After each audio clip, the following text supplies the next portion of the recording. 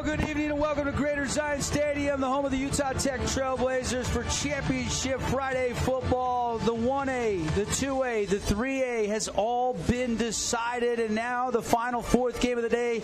Two teams playing right here in their hometown. It's the number 1 seed Crimson Cliffs Mustangs, 10-2 this season, taking on the number 2 seed, the Desert Hills Thunder, 9-3 coming into this contest. Good evening. Glad you're with us. Greetings, salutations. This is the Findlay Subaru pregame show. Devin Dixon, Mark Musgrave, and we got the whole crew tonight helping us out here on the Fan Sports Network. If you're listening on radio, stay with us. If you get home for the night, you can go to thefansportsnetwork.com to watch the live stream or KSLsports.com. We got you covered with statewide coverage. Thunder wearing the home whites tonight. All whites, gold numbers, white lids. Mustangs, the home team. The red pants, the red jerseys with the red helmets and the white numbers here in this game. And this should be a fantastic game. Two teams that know each other well. And if you've been listening to our pregame coverage on the radio side all night long, we've well documented this. Coach Wayne Alafapo, Coach Rick Berry coached together underneath Coach Blaine Munkers at Dixie High School. 4 seasons together. Won a state championship together. Both coaches we heard from said, we're glad that it's going to be a title down here in St. George.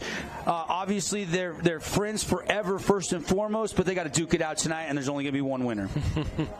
And that's one of the things that we were talking about as well was, not only is this a Region 10 matchup for the 4A state classification state championship, it's not like it's Desert Hills versus Hurricane or, Snow Canyon versus Dixie. This is one of the major rivals in Region 10. Like I said, a lot of these boys that are part of the Stain Gang used to be part of Thunder family. If you ask all of these athletes before the season, whether it's football, volleyball, basketball, baseball, you ask who they want to beat, 99% of them say they want to beat either the Crimson Cliffs Mustangs or the Desert Hills Thunder. This is the rivalry, and everything's on the line. Everything's on the line for all the marbles. It kind of has that backyard brawl type feel to it.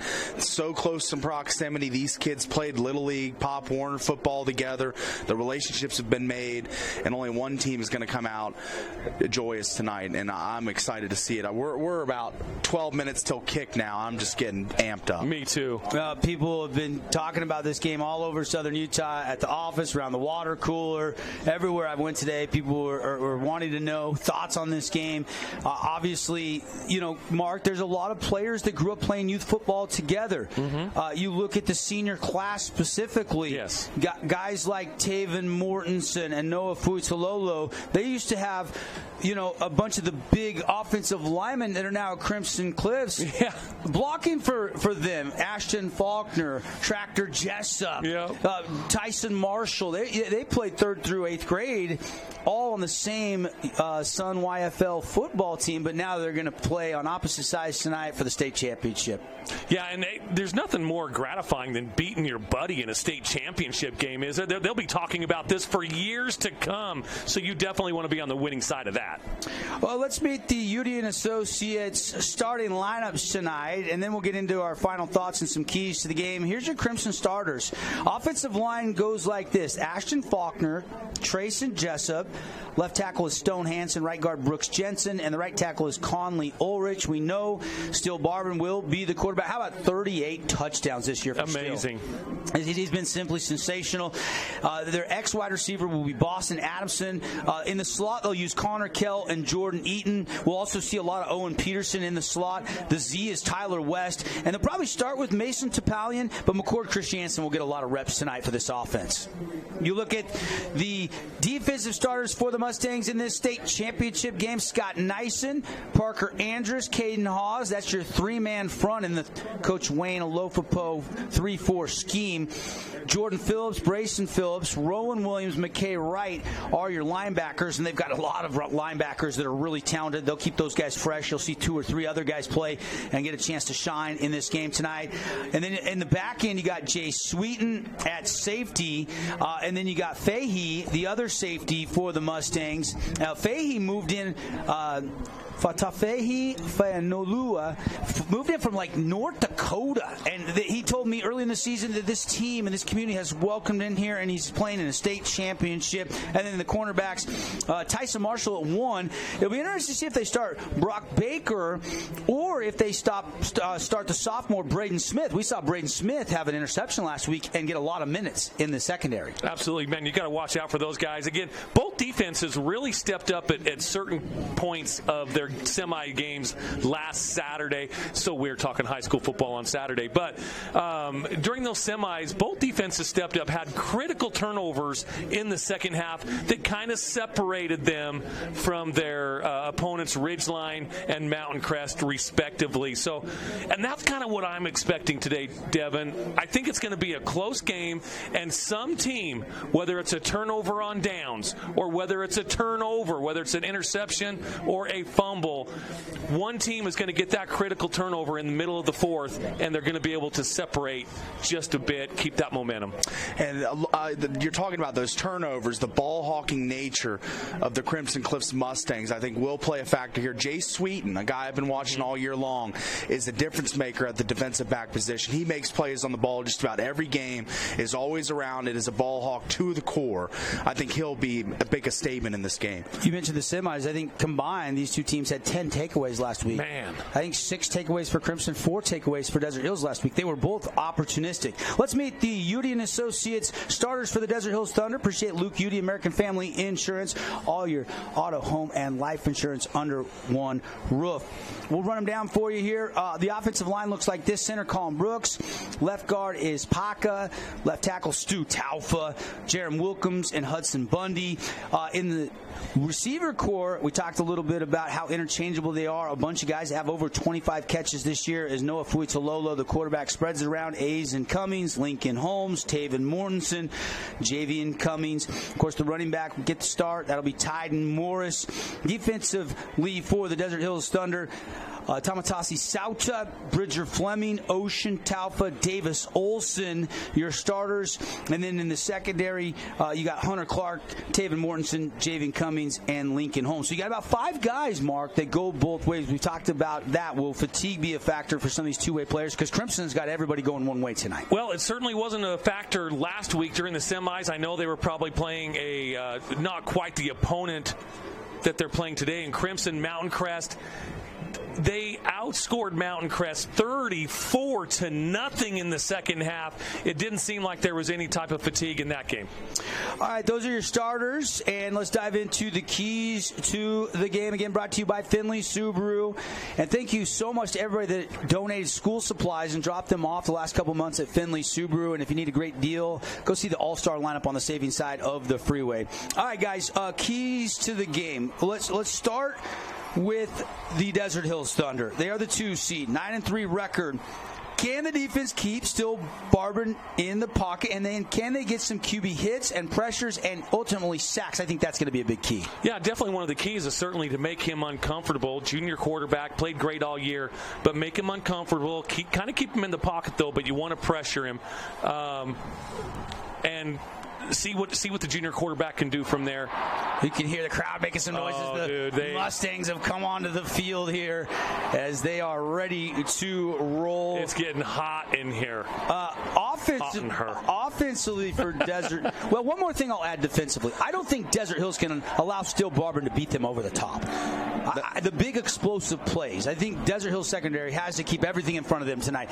Give up a 7 or 8 yard pass. Don't give up the 70-yard pass. Mm-hmm. And you've got Taven Mortensen playing center field for you, one of the best safeties in the region. So I could see them taking some shots, but they got to be careful because he is a ball hawk like we were just talking about with Jay Sweeten. And don't mean to correct you, but they have moved him to cornerback to strengthen the cornerback core, and then they put Cummings now at safety. They made that move through the playoffs in the later part of the season, where early in the year, you're absolutely right. Some of the games you were calling, Paul, he was playing safety. So Coach Barry making a little adjustment as here come Taven Mortensen and his teammates onto the field right now. The Thunder about ready to storm onto the field. Offensive keys to the game, again, brought to you by Finley Subaru. I think they want to establish the run with Tyden Morris. They want to be physical in the trenches and, again, spread the ball around. If the rail routes are there, if the bubbles are there, if they give you some soft spots in the middle, you've got to be sound reading the defense if you're Noah Fuitololo against this this 3-4 scheme because you know the wrinkles, the disguise is going to be there for Coach Wayne and this Mustang defense. Now, I know that the Thunder came back in a comeback win last week in the semis, but this team wants to play out in front. They want to lean on Tyden Morris and Kona Crowell and Ford. They want to lean on that running game. They want to get the lead early, and they want to lean on that running game. Let's take a look at the keys to the game for the Crimson Cliffs Mustangs. Got to take care of the football. They also want to establish the run, and then they've got to be great on 3rd and 4th down on those money downs. And then defensively, the wrinkles, the disguises, and confuse Noah with those different wrinkles and disguises. Some of the keys tonight for Coach Wayne Alofa Poe as both teams have now taken the field. All right, Paul, final thoughts from you as we get closer and closer to kickoff. I think both teams got to look like a target at a shooting range, a spray chart, all kinds of dots everywhere, throwing to different receivers. I think you got to get all your skill players involved tonight, make some big plays, chunk plays, and the trenches will be the keys for me in this game for both teams. So I think it's going to be a really tight game. I made my prediction on the show earlier today. I'm going to think Desert Hills. I'm leaning that way tonight, but we'll see. I think it's going to be a great game. 28-24 Thunder. All right. Thank you, Paul. Paul will join us in some halftime and some post games for some more commentary as the captains are now at midfield here on the Utah Tech logo. We got all those captains out there ready to go. There's Andrus. There's also Stone Hansen. You got Jay Sweeten, Steele Barbin, the quarterback, and then the Stu Talfa, Taven Mortensen, and Tyden Morris. Some of the captains out there exchanging, and we have had the coin toss. I don't think it really matters. If you win the toss, you probably want the ball in the second half, and you defer. And we're about to get the signal here. Did we already get the signal? And I missed it on who will have the opening kickoff as we're moments away from getting this thing going. And again, there's a couple empty seats here at Greater Zion Stadium, but I'm seeing cars still flooding towards the stadium. I think we're going to be right at 10,600 seats is sellout level here at Greater Zion Stadium after the new remodel. I also got to point out Parker Andrus has a new sister-in-law today. The Andruses had a wedding today on championship football day. Come on, Devin, Bronson. who does that?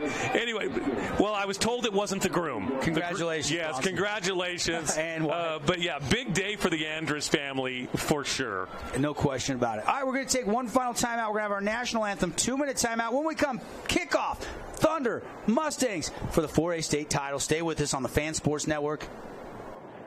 Region 10 Sports is brought to you by Nets on Fire. 1989, he offered his neighbors a fresh mug of Arabica coffee, Belgian waffles made from scratch, and by Nets on Fire, the premier training and event facility in Southern Utah. High-level individual and group training catered to your athlete, plus the best camps, clinics, tournaments, and showcases in the West. Visit netsonfire.org.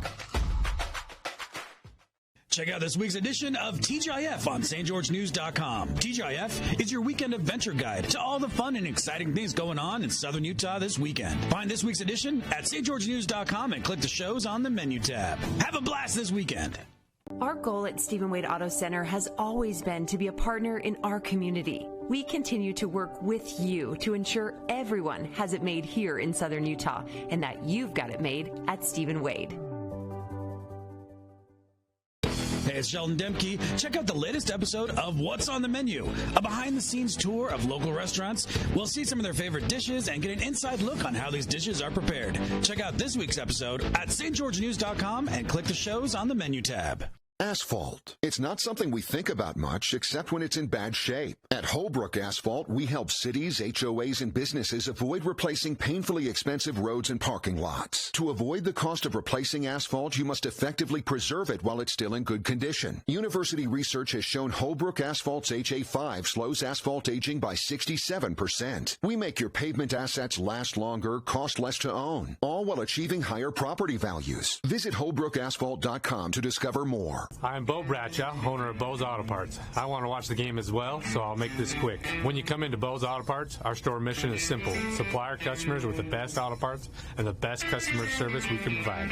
Come on by and see if we can deliver. As a local business owner, it's important to get the word out about your business. More people equals more revenue for you. Get your business in front of over 160,000 people in Southern Utah each week with St. George News. Contact St. George News today. We know it takes an entire community to make Southern Utah thrive. You will see us on the fields, on the courts, at festivals, and in the schools. Science Stadium, formerly Dixie State, brand new press box, brand new locker rooms, brand new name, and a great rendition of our national anthem. And this is home to the 1A, the 2A, the 3A, and now the 4A state championships. Some scores to pass along for you. Lehigh winning 42-0 today. Tempview winning 14-10 over Orem. That one just starting the second half. Or that one go final, Mark. 48-32. I had to refresh. That's a final. So Tempview has advanced. They'll meet Lehigh in what we thought would be the state championship. And then earlier today, Morgan 55-3 over Juab. It was San Juan 42-21 over Beaver. And it was Layton Christian playing some physical football. They beat Kanab 55-19. Of course, the 5A and 6A state championships are next week. So this is the final state championship on the line tonight here at Utah Tech University. Devin Dixon, Mark Musgrave, Paul Ratliff, and the fourth member of our crew, Caden Formaster. And Caden, how about the crowd size and the noise down there as these two teams came out on the field just moments ago? Guys, it's pretty awesome down here. It's electric as both these teams, and I should say both of these crowds as well, are bringing the hype. I don't know if you guys can really see. If you look down below, the Crimson side, absolutely full. You look across, the Desert Hill side, absolutely full. Both of these teams and their fan bases showed up. They're ready to play some ball, and I think so are we. Absolutely, no question. We'll be checking back in with Caden throughout the game tonight. We'll have some coaches' interviews, and we'll be catching up with some of the post-game winners and coaches as well when this one goes final. Put 12 minutes up on the first quarter clock, and let's play some football. Two crosstown rivals, Crimson Cliffs, Desert Hills, 5-6 miles separate these two campuses. A lot of neighbors' kids now go to Crimson, and across the street, their kids go to Desert Hills with the realignment that happened in 2019 when Crimson formed. Absolutely. Like I said, a lot of these Stain gangs used to be part of Thunder family. You know what? All the talk is over. All the hype is over. It's just time to start hitting some pads now, Devin. And I think this will be a very, very physical football game. Desert Hills and Crimson, when they had the coin flip, Crimson won it. They deferred to the second half, so they will kick off. Desert Hills will receive. You see the kicker, Ty Ottenshot. And I think special teams, you can't forget that third phase. Special teams is going to be a factor in this game tonight. Both kickers very talented, but you can't afford a blocked kick or a bad snap. Ask Weber State about bad snaps a few weeks ago. And here we go. Back deep to return, Cyrus Polu, Kona Crowell. Odd shot. Ready to put a left foot into it. Let's play some championship football on a Friday night here at Utah Tech. Short kick, returnable. Starts right. Zach Ford's going to zig back outside, try to get the edge 33-34, and he's knocked out of bounds shy of the 35. Started right, went back left, but good field position for the Thunder. You know, I'm not a big fan of that. You've got the leg, kick it into the end zone, make him go 80 yards. You kick it short to one of the up guys, especially being Zach Ford. Now they're starting at the 35-yard line. Kickoff brought to you by Luke Udy at American Family Insurance. Udy & Associates, your local American Family Insurance agent. All your auto, home, and life insurance. Get a free quote today with Luke Udy. They'll start out single back set. It's Tide Morris. They'll run it to him. They'll pull a guard. He will get hit and dropped. Tackle made by Rowan Williams at the 40. It's a pickup of 5. Certainly won't be the last time we call Rowan Williams' name or the last time we call Tyden Morris's name either. Actually, they gave him the 35. They'll mark it down at the 39. So a 4-yard pickup. And out of the shotgun, Noah Fuitololo. Tyden Morris will shift sidecar left, now sidecar right. Trips to the top of the formation. Ball on the near side hash. They'll throw the near side single receiver. It's a catch. He'll break a tackle. And Taven Mortensen is going to be really close to a first down. In fact, he got it by a yard or two. You know, it was good coverage. Brock Baker was there, but a nice little shifty move by T-Money. Broke loose a little bit for that Desert Hills first down. You First Credit Union first down. touchdown, your first choice for Credit Union in Southern Utah. You can visit their location on North Bluff. They'll go fast, man in motion. It's Lincoln Holmes looking to cut north and south. He does. Got a crease to the 40, down to the Crimson 35-yard line. A nifty run on the jet sweep and a great play. And actually, was it Morris? It was Tide Morris that got that ball at the end of the day. No, it was T-Money, number 3. It was Taven Morton. Yeah, Thank you. Yep. Those gold numbers, I apologize if I miss a number, because they are very difficult to see from way up high. Out of the shotgun, Thunder going no huddle. Twins to either side. Morris in the backfield with Fuitalolo. They'll put a guy in motion. They'll fake it. They'll give it to Tide, and he's hit and dropped in the backfield. Tide Morris, a TFL there, and the Mustangs are all fired up. That was number 49 making the tackle, Quinn, I believe. Yeah, I believe it was as well. You know, they did the fake to Lincoln Holmes on the sweep. Sorry, 99 with the tackle, not 49. Which is Caden Haas. Yep, Caden Haas looking to take a shot. Now deep comeback route right near the sticks, and it's through the receiver's hands right on the boundary. They were trying to find Javian Cummings, the junior wide receiver. His brother also plays receiver, number 11, Azen Cummings. They grew up playing in Hawaii. In fact, they moved around quite a bit. They played for 4 schools the last 4 years. 3rd down and 12, we'll call it. Thunder going to snap this from the 37 of the Mustangs.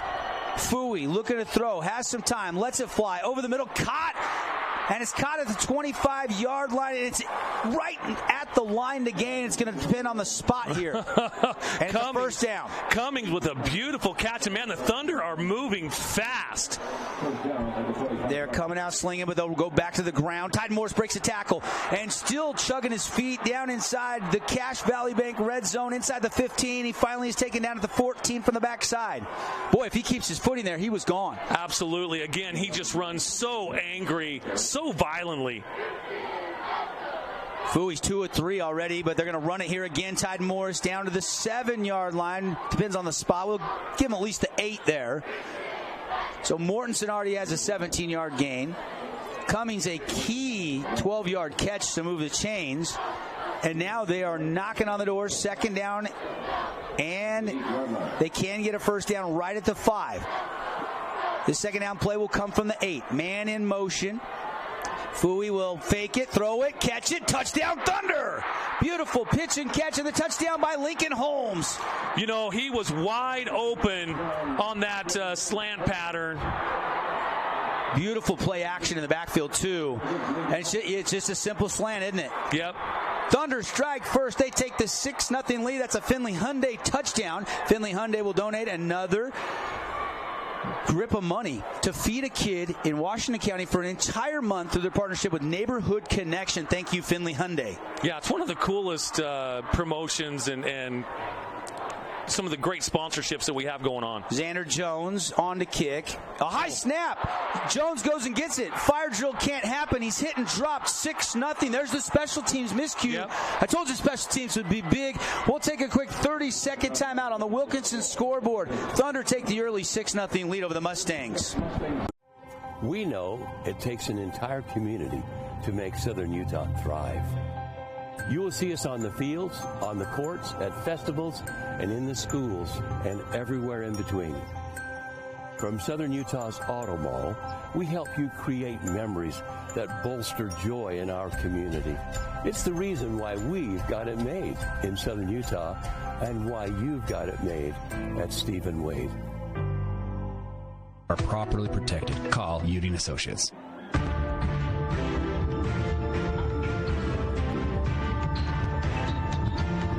So a great drive, 65-yard drive for the Thunder, culminating in the touchdown to Lincoln Holmes from 8 yards out. And just like that, the Thunder on top. But they do have a bad snap. The snap was high. And all really Xander Jones, the kicker, could do was fall on it. No chance to run a fire drill and try to get a 2-point conversion. The kick will go into the end zone for the touchback. You know, I like that strategy a lot better when that kicker just kicks the ball into the end zone. You take out the factor and the threat of a return, especially with Tyler West. We know what he can do on special teams. Make him go 80 yards. I've always been a fan of that. Again, take out the fact that the returns, that kind of stuff, make him go 80 yards, make him earn it. So here we go. Steele Barber, 38 passing touchdowns this year, the junior quarterback. And he's going to hand it off. Here comes Mason Topalian. Hit after he got a few yards out to the 25-yard line. Pickup of nearly 5. Good chunk there on first down. Looks like the identical play that the Thunder started off with, and they picked up about the same yardage as well. Now, the Mustangs are huddling here. They're content to take some time. We saw Desert Hills really go fast. We haven't seen them go that fast in the last few weeks. Absolutely. They definitely came out, and I think it was a little bit of surprise to Crimson Cliffs as well. Offensive coordinator Sam Stevens, Jim Eggleston for the Thunder went up-tempo. Coach Weiss, offensive coordinator for the Mustangs, huddling up here on 2nd down and 5, and now Jordan Eaton will go in motion. Still Barbin out of the shotgun, looking to throw. A little flood route, and a one-handed catch is incomplete. Mason Topalian could not bring it in with one hand. Barbin was under pressure by the Thunder defense as well. Had to get rid of it maybe just a second before he wanted to. So, again, good pressure, making the junior quarterback, Barbin, just a little bit uncomfortable. So now they'll go twins to either side. It's 3rd and 5 for Crimson Cliffs. They'll move out of the pistol to a sidecar. They'll play action. Barbin's looking to throw. Pressure comes. He's hit, and he is dropped. I think it was on that side, Bridger Fleming, as well as the other defensive end.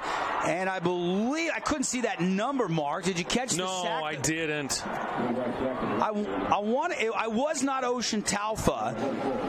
It was the other defensive end that got there first. I think it's Davis Olson or Kialo Liu. I couldn't tell which one. Hey, guys, it was number 75 and number 44. Thank you. Davis Olson, 44. That's what I was thinking. Him and Lou kind of exchange on that defensive end. And then, of course, Bridger Fleming, the defensive tackle. Those gold numbers are difficult to see up top. They really are. Punt formation, first punt of the night, and it is a high kick. Short. And it's going to land at the Crimson 40. Going to take a little bit of a bounce, but it's not going to reach the 50. Desert Hills up 6-0, and they will have possession in Mustang territory. You know, I hate to say this early that was maybe a Bose Auto Parts critical part of the game. Crimson Cliffs has to be a little bit careful. I know it's early. I know it's early. But you don't want to get down big to this Thunder football team who can then lean on the run. So the offense that looked so impressive on the opening drive, ready to go. Noah Fuatololo on the opening drive goes 3 of 4, 29 yards and a touchdown. Tide Morris, 4 carries for 20 yards. He'll go back to the ground, up the middle, has a crease, and it's going to be a pickup of 9 down inside the 40 to the 39 of the Mustangs, just shy of a first down. What a great decision by Cummings to cut that ball right between the guard and the tackle would be. I think he had the option of going way outside. He cut it in. Great play. Great decision by Cummings. Javian Cummings has some speed, showed it right there, 2nd down and short. They'll jet sweep it around, cut back north and south, first down inside the 35-yard line. Pickup of nearly 6 for the Thunder. And that was his brother Aizen Cummings, I believe, that carried that football. So both Cummings brothers getting a chance to run the ball from the wide receiver position on the onset of this drive that started in Mustang territory. And again, another first down for the Thunder, moving into almost red zone territory. Thunder have a 6-0 lead. 6 minutes and 30 seconds on the first quarter clock. They'll run it to Tyden Morris. Morris has a little crease, keeps his feet, and he'll take it down just shy of the 25-yard line, give him the 26. And it's a nice little gain, and they're averaging over 5 yards a carry on the ground right now. And I love the tempo of the Thunder. They're lined up. They already got the snap off. 12 plays now, 80 yards, and a 6-0 lead. They go quick again, and that'll be enough for you, First Credit Union. First down. Fresh set of downs, hand signal in the play in. The Thunder slowing down a little bit here. Morris will be to the left of Fui. Twins to the bottom end of the top of the field. They'll hand off. No, they'll fake the handoff. They'll throw it on a bubble. Outside, it's caught by Lincoln Holmes. He'll take it inside the Cache Valley Bank red zone to about the 18-yard line before he is swarm tackled by the Stang gang. A little bit of talking going on there by T-Bone, Tyson Marshall, and the Thunder wide receiver. Tyson Marshall had an interception at the end of that win last week in the end zone to kind of seal the victory. Who gave him his nickname T-Bone? Seems like it was one of us. I don't remember. For as long as I've known, they've got T-Bone.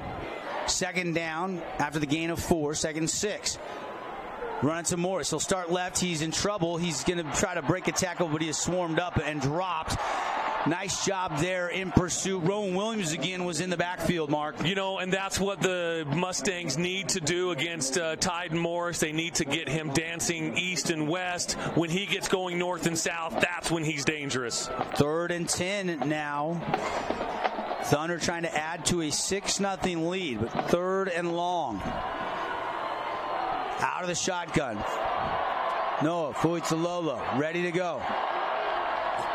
4:33 left here in the first quarter. They snap it. He's looking to throw. Looking right. Nothing there. Tucks up the middle. Going to run. He's going to try to truck a would-be tackler, but the would-be tackler got lower. That was, I think, McKay Wright.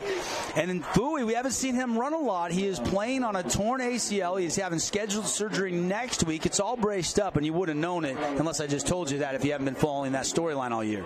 You know, every time he starts to run, I cringe just a little bit, and in my mind I'm saying, be careful, Noah. Be careful. Did get low pad level, no shot around the knee, obviously. So this is going to be a field goal attempt for the Thunder. Going to be about a 34-yard field goal attempt. Snap this time is good. The hold is down. The kick is long enough, and it is straight enough, and it's good. We'll take another 30-second timeout on the Wilkinson scoreboard. Thunder extend the lead out to 9-0 over the Mustangs here on the Fan Sports Network.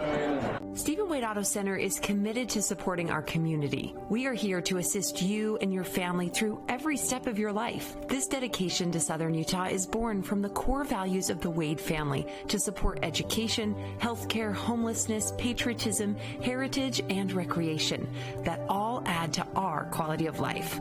At Stephen Wade Auto Center, we're working with you to ensure we've got it made here in Southern Utah and that you've got it made at Stephen Wade. Welcome back, Greater Zion Stadium, downtown St. George. Kickoff temperature right around 56 degrees. Cooling down, though. Fall has finally arrived. I know a lot of the state got snow this week. Ski resorts are opening up, and we're playing championship football. A lot of my buddies from around the country are like, you guys are doing a state championship already? We're in the first round of playoffs. Yes, in Utah, we start high school football in the heat of the summer, usually that second Friday of August. And we're always done before Thanksgiving, as the kick was fair caught there for touchback. Kate and I were just talking earlier. Our first basketball game is like November 29th, just right after Thanksgiving. Hoop season. We'll have a bunch of games for you right here on the Fan Sports Network. Right now, all football for the championship. Mason Topalian starts up the middle, bounces outside, and not much there. And Kealo Liu makes the stop and then just grabs Mason and helps him up. A little sportsmanship there. You'll love to see it. They do give him forward momentum, a gain of a short 2, though, before he was pushed back.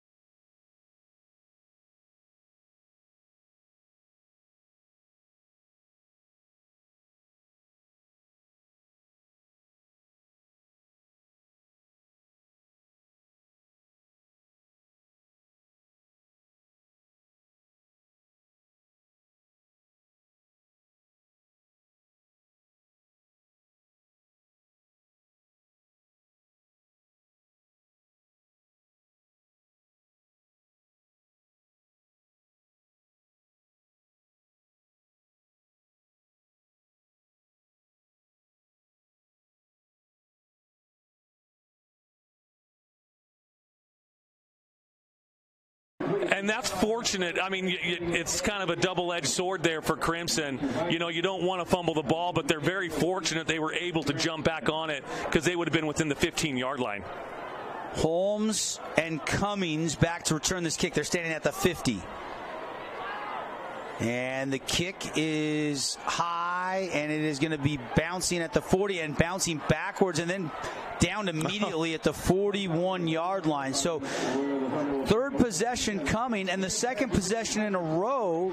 Desert Hills defense is doing their job, and the offense has got set up shop nicely here. Yeah, they've scored on both of their possessions, a touchdown, missed PAT, field goal. So here they are. They've got a short field to work with. Well, it'll be interesting to see if they stay with this up-tempo.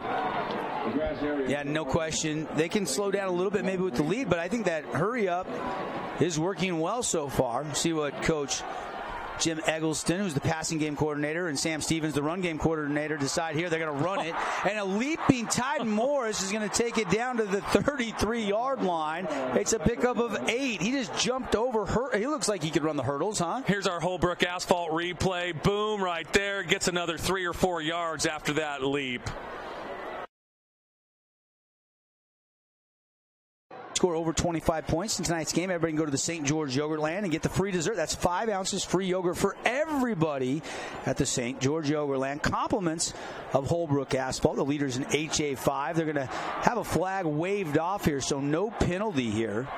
And Devon Yogurtland just really right across the street. Yep, real close.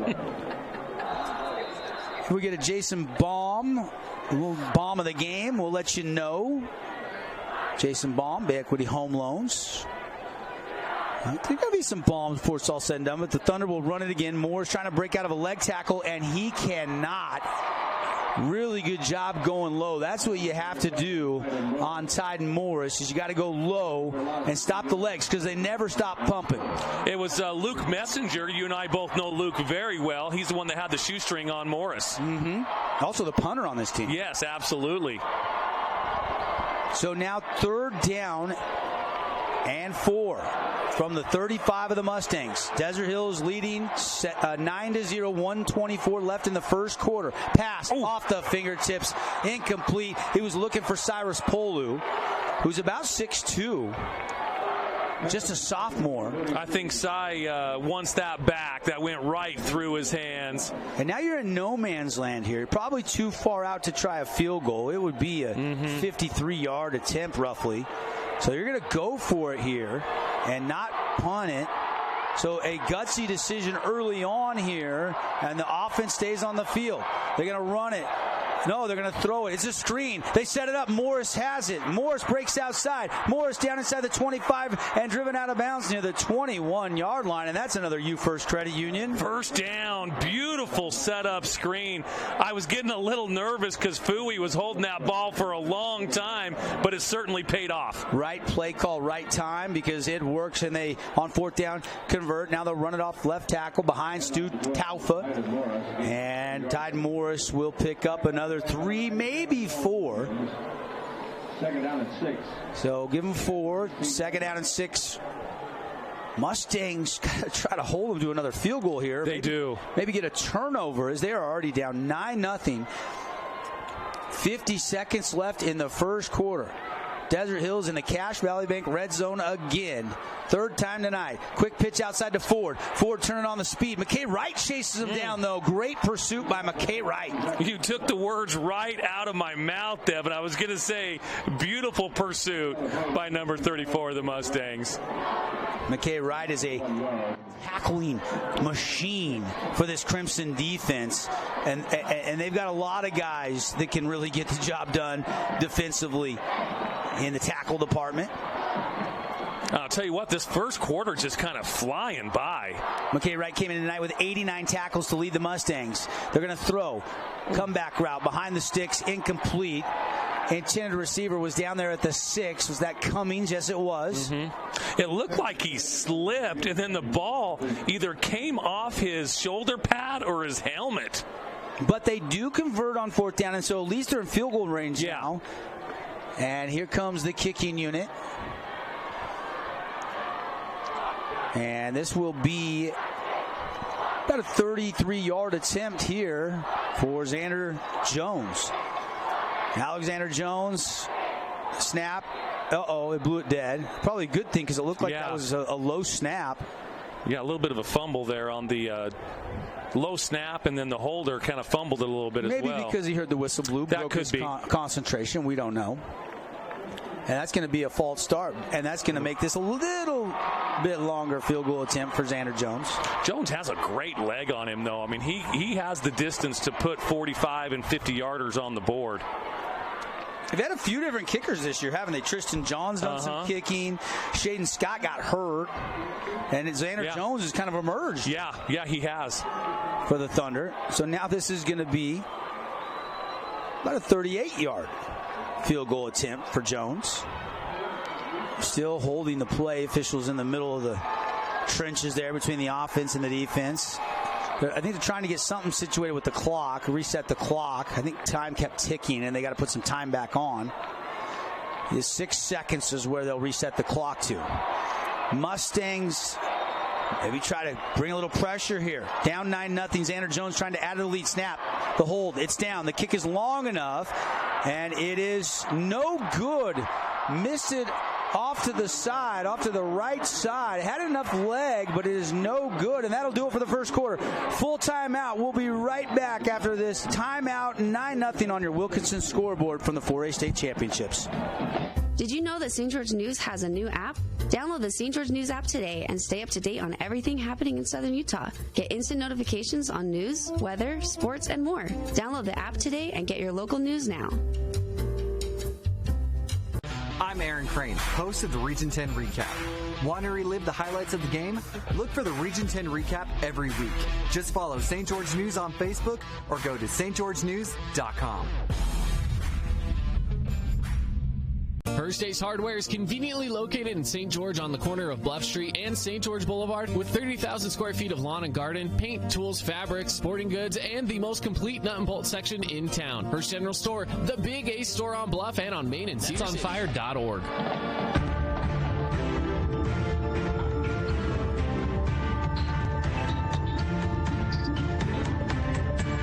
We're back. Devin Dixon, Mark Musgrave, hanging out with you on a Friday night, but not just any Friday night, State Championship Friday night here in the 4A class.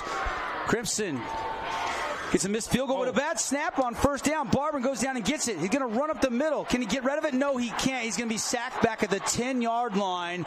And now the Mustangs have had a bad snap, and that'll lose them 10 yards. Well, actually, I think they'll mark it at the 11. 9-yard loss. Yeah, that's a tough break for Barbin as well. Certainly.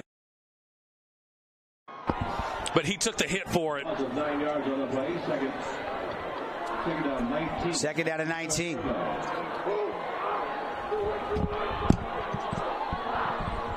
Here we go, Mustangs. Desperately need a big play here to get out of the shadow of their own end zone. They're going to throw a screen pass. It's caught to Pallion up the sideline. Actually, McCord Christiansen up the sideline. My apologies. Out across the 25, near the 30, and that's just shy of a first down. Pickup of 18. Yeah, again, both teams using this screenplay to their advantage. This just picked up just about everything they lost and more on that previous play. And they did give him first down. They gave him the yardage. Yeah, it was dependent on the spot, and it was really close, so give him a 19-yard gain. And for still Barbin, nice little passing stats are getting stacked up. Trying to battle back into this game, down 9-0 early second quarter here. Drop play. Little crease up the middle. He bounces to the outside, and Mason Topalian is going to take it out across the 40. And you can hear the Mustang fans getting into this game for the first time tonight. Well, they've had two back-to-back quality offensive plays. It was a low snap, which I think kind of threw the Thunder off a little bit as well. 10:49 to go, second quarter. 9-0 lead for the Thunder. They'll run it to Pallion, trying to fight after initial contact, and no yak yards available there. They'll swarm him up. Cyrus Polu and Tamatasi Sauta verging to make that stop. Yeah, Tamatasi was the original hit, and Polu kind of cleaned up. Give him a gain of 1, second down and 9 for the Mustangs. To Papalian, not much on the ground so far, just a couple carries, but obviously that screen pass to Chris Jansen was the longest play of scrimmage so far in this game for the Mustang offense. Barban looking to take a shot here. Looking, and he is going to be hit and dropped. He does get back to the original line of scrimmage as he was running forward with his eyes downfield. Yeah, Lou was certainly in on that tackle as well and flushing him out of that pocket. He was the first one to hit him. Kealo Lou, just a sophomore. And then Taufa kind of cleaned up as well for the Thunder, wanting to get in on some hits. 3rd down and 9. Of nothing else, the Mustangs at least flip the field here. Yeah, absolutely. But down 9-0, they would love to keep this drive going. Out of the gun, Barban's empty. He's going to throw. Stepping up, firing over the middle, and it is juggling and incomplete. The hit came and dislodged the football from Boston Adamson, who appeared to snag it up high for a moment. Hunter Clark came in late and hit him to jar that ball loose. And Clark goes down to help Adamson up. And a punt unit on for the Mustangs. I've seen a couple times guys helping guys up. I love that, Like Mark. I said, they're all buddies. They all played together as youth football players. You still love to see it. I do, absolutely. 4th down, punt unit on. Here's Messenger, standing at his own 28. Good snap. Kick is away. Angle it away. Short, takes a big bounce. Finally, he gets one to take a bounce, and it'll go down inside the 15-yard line, and longest field in front of Noah Fuitalolo in this Desert Hills offense, but they have the 9-0 lead with 9:15 left in the first quarter. It'll be interesting to see how long they keep this up-tempo up, because that's got to be a little tiresome for those offensive linemen and this entire offense, and those boys playing both ways as well, like your Mortensons and your Holmes. It'll be interesting to see how long they keep that up. And now, Fui, 5 out of 8, 49 yards and a touchdown. Threw it to Lincoln Holmes on the opening drive of the game. Goes back to work. Out of the shot. Well, man laid on the field. And the receiver there goes into the slot. And now they're going to run it to Tyden Morris. He's going to bounce it outside, and he's going to get a first down all the way out to the 25-yard line. Looked like he was going to get tackled and then just kept finding daylight. I'll tell you what, I thought he was going to be tackled for a loss first off by Williams and then by Haas, but he just outruns, gets to the edge, picks up 11. First down. Big You First Credit Union first down. Appreciate their partnership with high school football all season long. 2-by-2 formation. And they'll take a shot down the field. Good coverage and nothing there. And good thing Noah threw it deep because there was Smith on the coverage and he was blanking the receiver. And the receiver appeared to fall down. Yeah, he fell down well before the ball ever got to him. Going for our Jason bomb of the game so far. But, receiver fell down, and it does fall incomplete. Hazen Cummings was the intended receiver. It's 3-4 defense. Trying to come up big here and give their offense the ball right back. 2nd down and 10, they'll run it, and nothing there. Tackle for a loss in the backfield. Absolutely nowhere to go for Tyden Morris. Big number 54 making that stop. Guess who? Parker Andrus, one of the captains. Yeah, Parker Andrus in the backfield. Morris wasn't getting anywhere when he gets in the grasp of Parker Andrus. Of course, Bronson, his older brother, went to Desert Hills and up to BYU. He got married today, as you said earlier on in the broadcast. Congratulations there. Parker's trying to win a state championship. On the football field tonight. Swing pass, complete. Makes a man miss. Morris stops, starts again. And a flag comes in as he's stopped right at the 30-yard line, which would be 5 yards shy of a first down anyway. Usually in the area of a wide receiver hold is what I'm going with there, Devin. Probably. And we'll wait for the call and see if it's a hold. Maybe a block in the back. Sometimes those receivers, their intentions are well, but sometimes their form is not.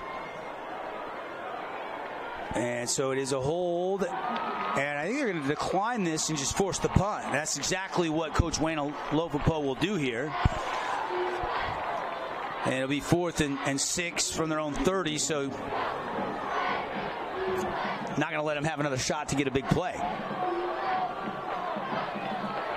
What do you think so far, Mark? You know, it was a very fast first quarter. The second quarter has kind of slowed down a little bit. The punt gets off. And it's going to be returnable by Ty West to the right. Zigs back to the left. Tracked down from the backside and tackled at the 36-yard line. Good coverage. Looked like maybe he had some daylight. Yeah, Hunter Clark missed him the first time, but stayed with it and trailed him as he cut back towards the home side of the field. And yeah, again, good pursuit by Hunter Clark, not giving up on the play. So a very important drive. I know we're just 7 minutes, 36 seconds left here in the second quarter. Glad you're with us on the Fan Sports Network and thefansportsnetwork.com as well as KSLSports.com for our coverage. But 9-0. And still Barber just 2 of 5 for 9 yards passing so far. They'll run it. McCord Christiansen shot out of a cannon. Up the middle, near midfield. Gain of 15 yards, and that's a U-First Credit Union. First down. Big hole opened up. And he took advantage, like you said, shot like a cannon through that hole. Big gain for the Mustangs. Cyrus Polu finally brings him down. Draw play, hit in the backfield, and he spins out of it. Christiansen's going to run right into the pile and get what he can, and he's going to lose 2. Actually 3, it looks like. Well, Fleming slowed that play up at least. He didn't bring him down, but it was he gave his teammates enough time to get in the backfield to help him out a little bit. 2nd down and 13. Under 7 minutes left in the first half on the Nets on Fire clock. Nets on Fire. Basketball season right around the corner. They're building champions on and off the court. Throwing it. Barbin looking. Has some time. Fires it. Complete. Boston Adamson inside the 45, down near the 42. And it's going to be a nice little chunk play back. Yeah, nice play there by the Mustangs. And now you're 3rd and manageable. Absolutely. You can open up the whole playbook. This could be a run. It could be a pass. It could be just about anything. Here we go.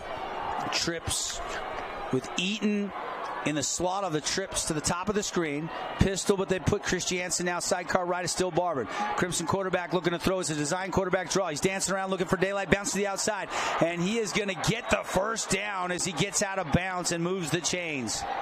Now, I'm not quite sure. I think it was Polu. Kind of gave up the outside. He should have kept that outside, pushed him to the inside. With Barbin speed, he's going to get that every single time. 6 minutes exactly to go in the second quarter. Glad you're with us tonight. Devin Dixon, Mark Musgrave. Got Caden Formaster down on the field. And now Crimson trying to get on the scoreboard, rolling left, throwing against his body, high hanging pass, jump ball, and it was almost intercepted, or was it intercepted? It was. Yes, touchback on the interception. Who got it? Holmes, Crowell, a couple guys back there. Tuckness was also back there. That was number 6, you guys. Lincoln Holmes. Look at him high point this. Oh. And he almost had it swatted away. The strength to hold it as the receiver turned into the defensive back. And a huge takeaway by the Thunder defense.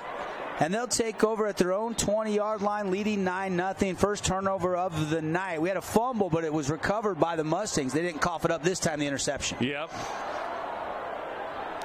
Holmes doesn't leave the field. He's back out there. They'll run it. It's a jet sweep. Cutting back, running north and south. Still fighting for yards. I think that's Cyrus Polu. And Polu is going to get a gain of 13, almost 14 yards, and another U-First Credit Union. First down. Boy, I'll tell you what, as those defensive backs, they look a big number 33 coming. They got to be like, come on, again? We got to tackle this kid? Shotgun formation, man in motion, jet sweep. They'll hand it off. And looking for a block, and not much there. Polu again on the carry. I don't think that was Polu. Oh, no, that was Crowell. Crowell. Yep. Sorry about that. So Kona getting a toe. I believe that's his first run of the night. Yeah, I think it is. It seems to be the first time that we've called his name for sure. Pickup of 5. At least on the offensive side of the ball. Second down. Thunder at their own 40-yard line. Clock ticking down. 5 minutes left in the second quarter. Scissor action in the backfield. Tyden Morris ends up with it. He's got some room. Tyden Morris puts his shoulder pad level and gets it to midfield. And another 10-yard gain on the ground by Tyden Morris, who just delivers punishing runs on defenders. He's just so violent. Again, he looks for the contact. He lowers his pad.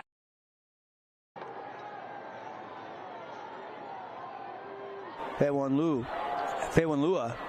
He'll run it right up the middle. And this time, nowhere to go. Andrus and company right there at the point of attack. 3 yards on the carry. But, even when he doesn't gain a lot, it's still 3-4 yards. We kind of thought he was stacked up there, but he still picks up 3, Devin. Yeah, I mean, Scott Nyson, Parker Andrus, Caden Hawes, really good 3-man front. Yeah. But it's a hold. And so they fought off a hold. And this will back Desert Hills up. It hasn't been a lot of penalties so far in this game. Well played game. We got 4 minutes and 38 seconds left in the first half. Coming up at the Rally Stop halftime show, Coach Blaine Munkers will join us, get his thoughts on the first half. The draw play set up to Ford. Ford racing outside. Hit at the 45, falls forward to the 46, maybe the 47. Pickup of maybe 4.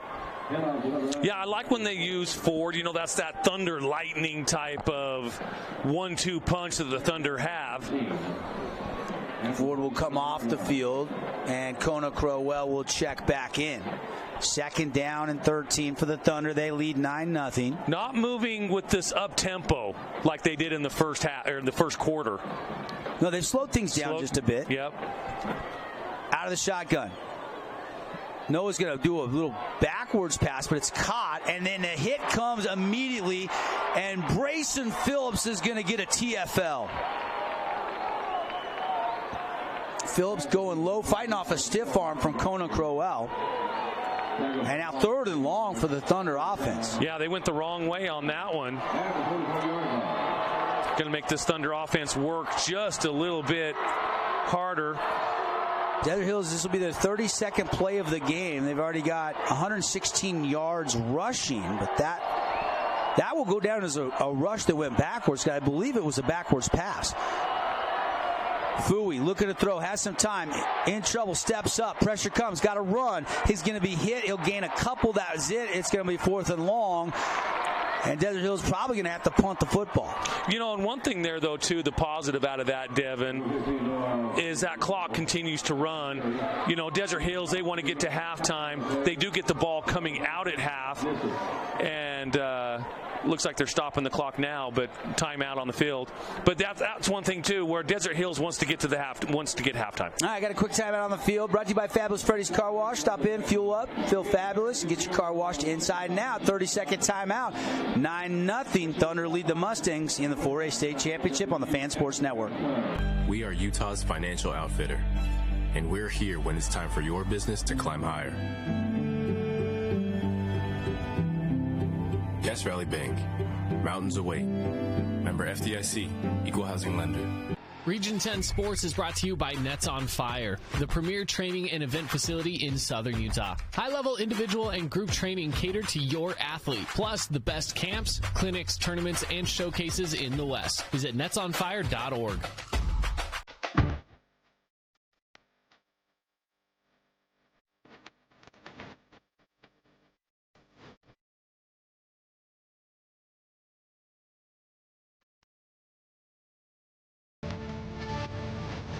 Yeah, this is the 4A State Championship. We've reached the 2-minute and 51-second mark left here in the second quarter. Devin Dixon, Mark Musgrave.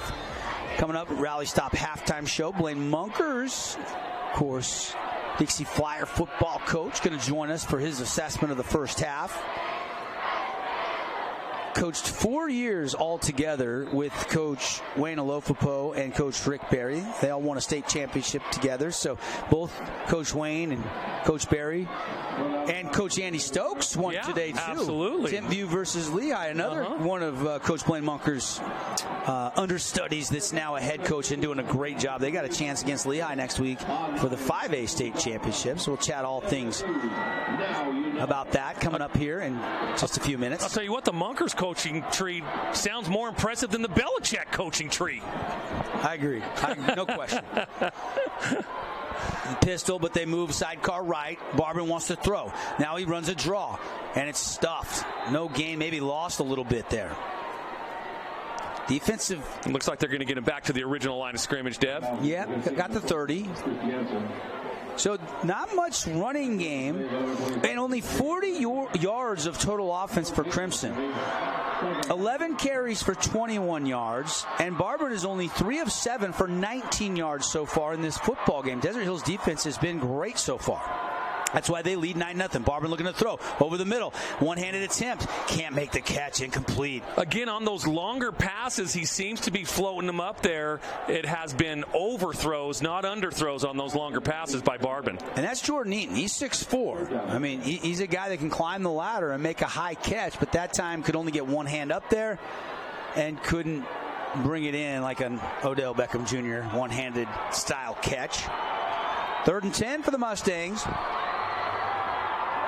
Trying to get a little 2-minute drill going, but they need to convert here. Late first half. Barbin has time. Clean pocket. Steps up. Dancing around. Now he's going to run. Now he's going to look to pass. He's going to pump fake. Looking. He's going to heave it. Downfield's got a man behind the defense, and he dropped it. McCord Christiansen had it right in the hands, and it falls off his hands to the turf, and he was open. What a play by Barbin, and Christiansen just couldn't bring it in. Yeah, boy, I'll tell you what, Barbin was back there dancing around. He could have been on Dancing with the Stars right there. He sees the line of scrimmage, comes back a little bit, and then just heaves it. And he knew he was going to take a shot to throw that football. And that ball was perfect. Again, a big thank you to our sponsors, Holbrook Asphalt, for being our replay sponsor. Man, we do love that partnership as well. Man, that's a big opportunity that they could not quite take advantage of, because instead of 1st and 10 from the Desert Hills, 35-yard line, maybe 38-yard line, you got to bring the punt unit on now. Yep, and now Eggs and his offensive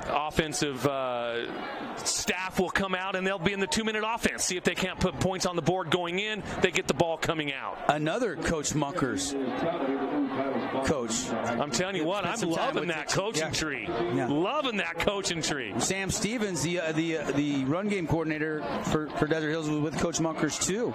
So, I mean, that'll be fun at halftime. Presented by Rally Stop. Coach Munkers will be by. Get a breakdown on this first half. We'll have a complete rundown on statistics for you. Just a reminder, we're looking for our Her Stores Player of the Game. We're going to pick one for each team. That'll be in our post-game show. We're also going to name the play of the game, brought to you by the playmakers in the appliance business, AAWP, Appliance Wholesalers Plus. Every touchdown tonight brought to you by Finley Hyundai, and they'll donate money to feed a kid through Neighborhood Connection for a month with every touchdown scored.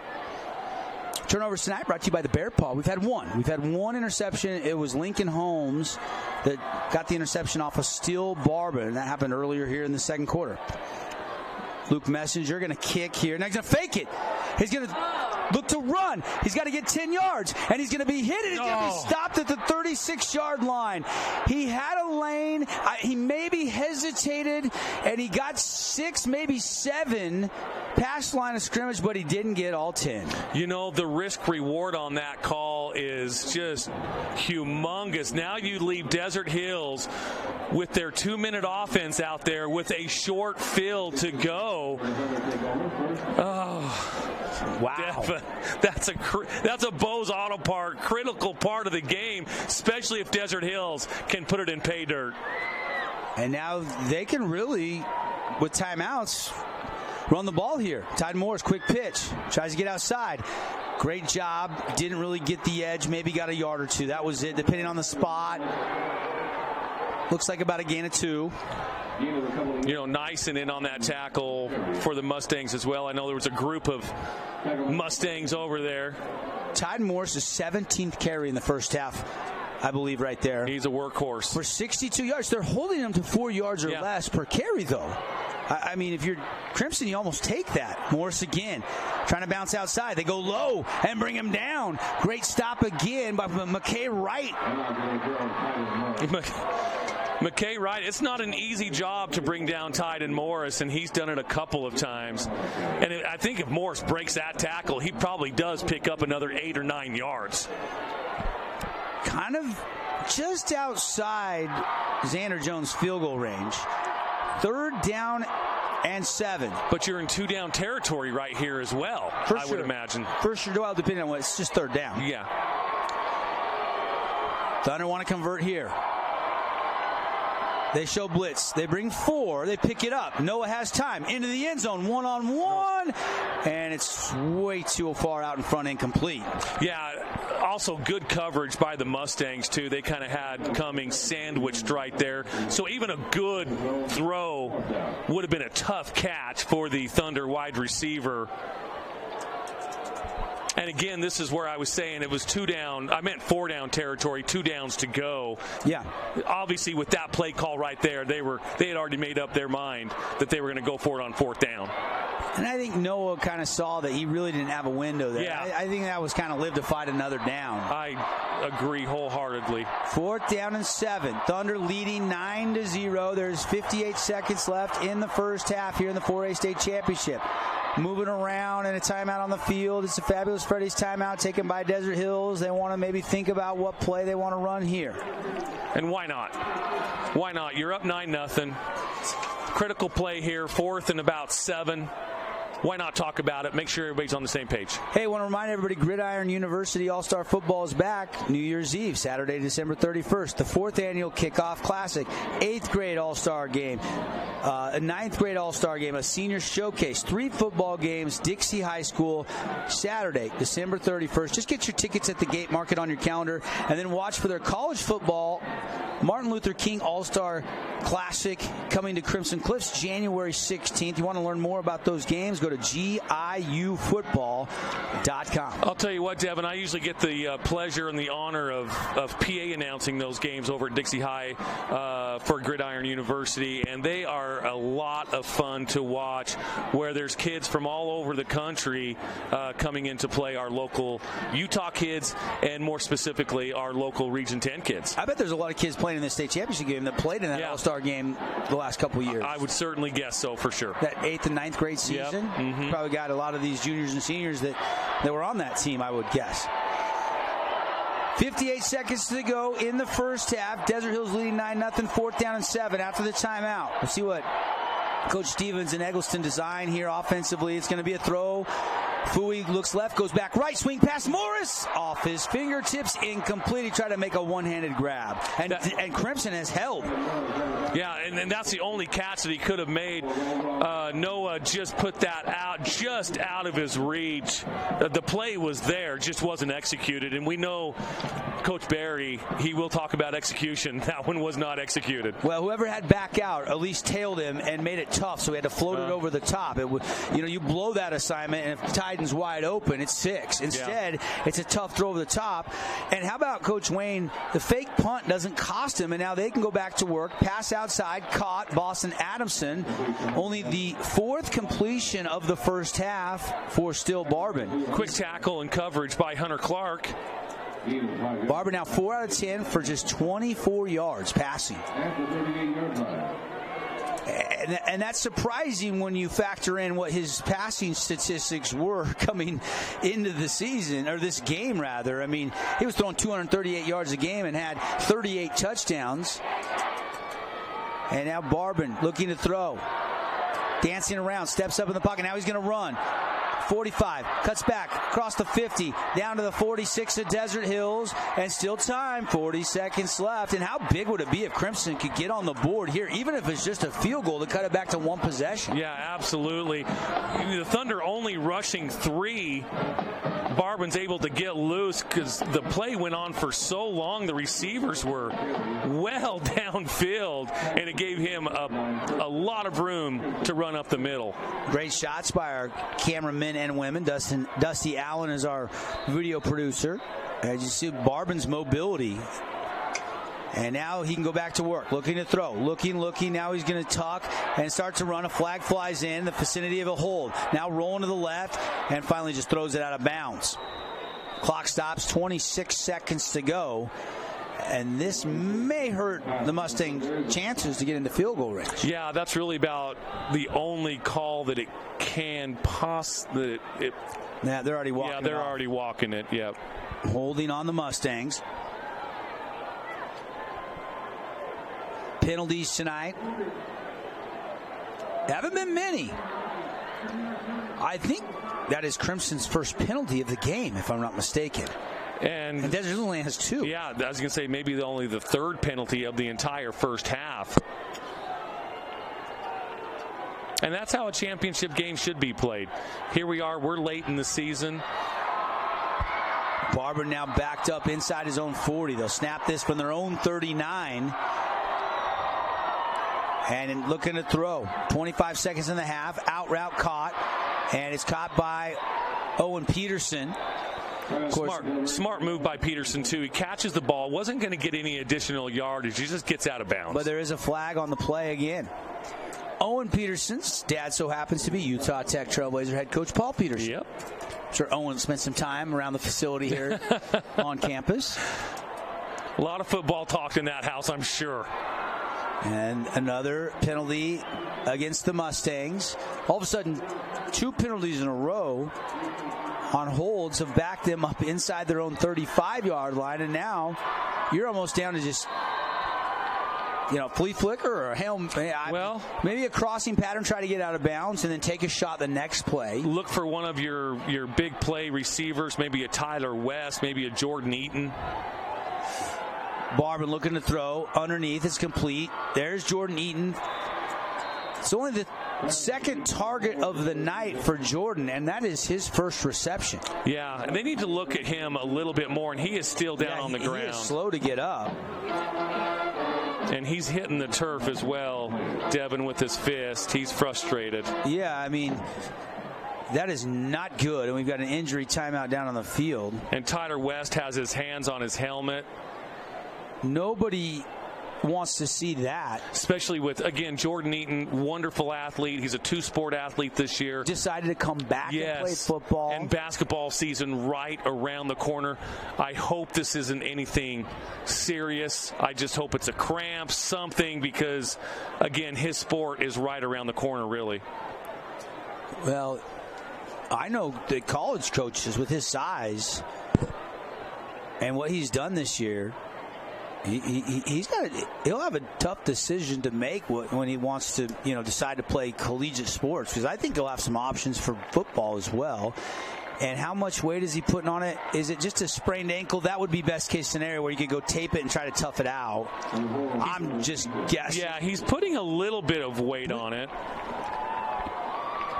I don't know if we can see that again, Dusty, but I would love to see. I couldn't really tell in the fight. Here we go, our Holbrook Asphalt replay. So he's going to make that was the play before to Peterson. That was the previous play. So he's putting a little bit more weight on it now, though, Devin. But you could see the frustration. Yeah.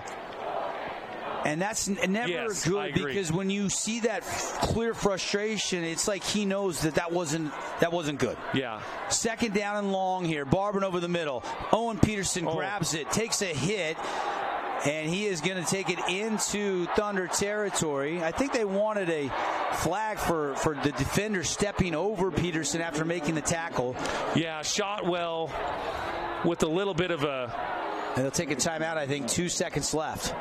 Timeout. And you know Mustangs. what? If that flag would have been thrown, it was certainly justified, because it was a step over, kind of showing him up a little bit.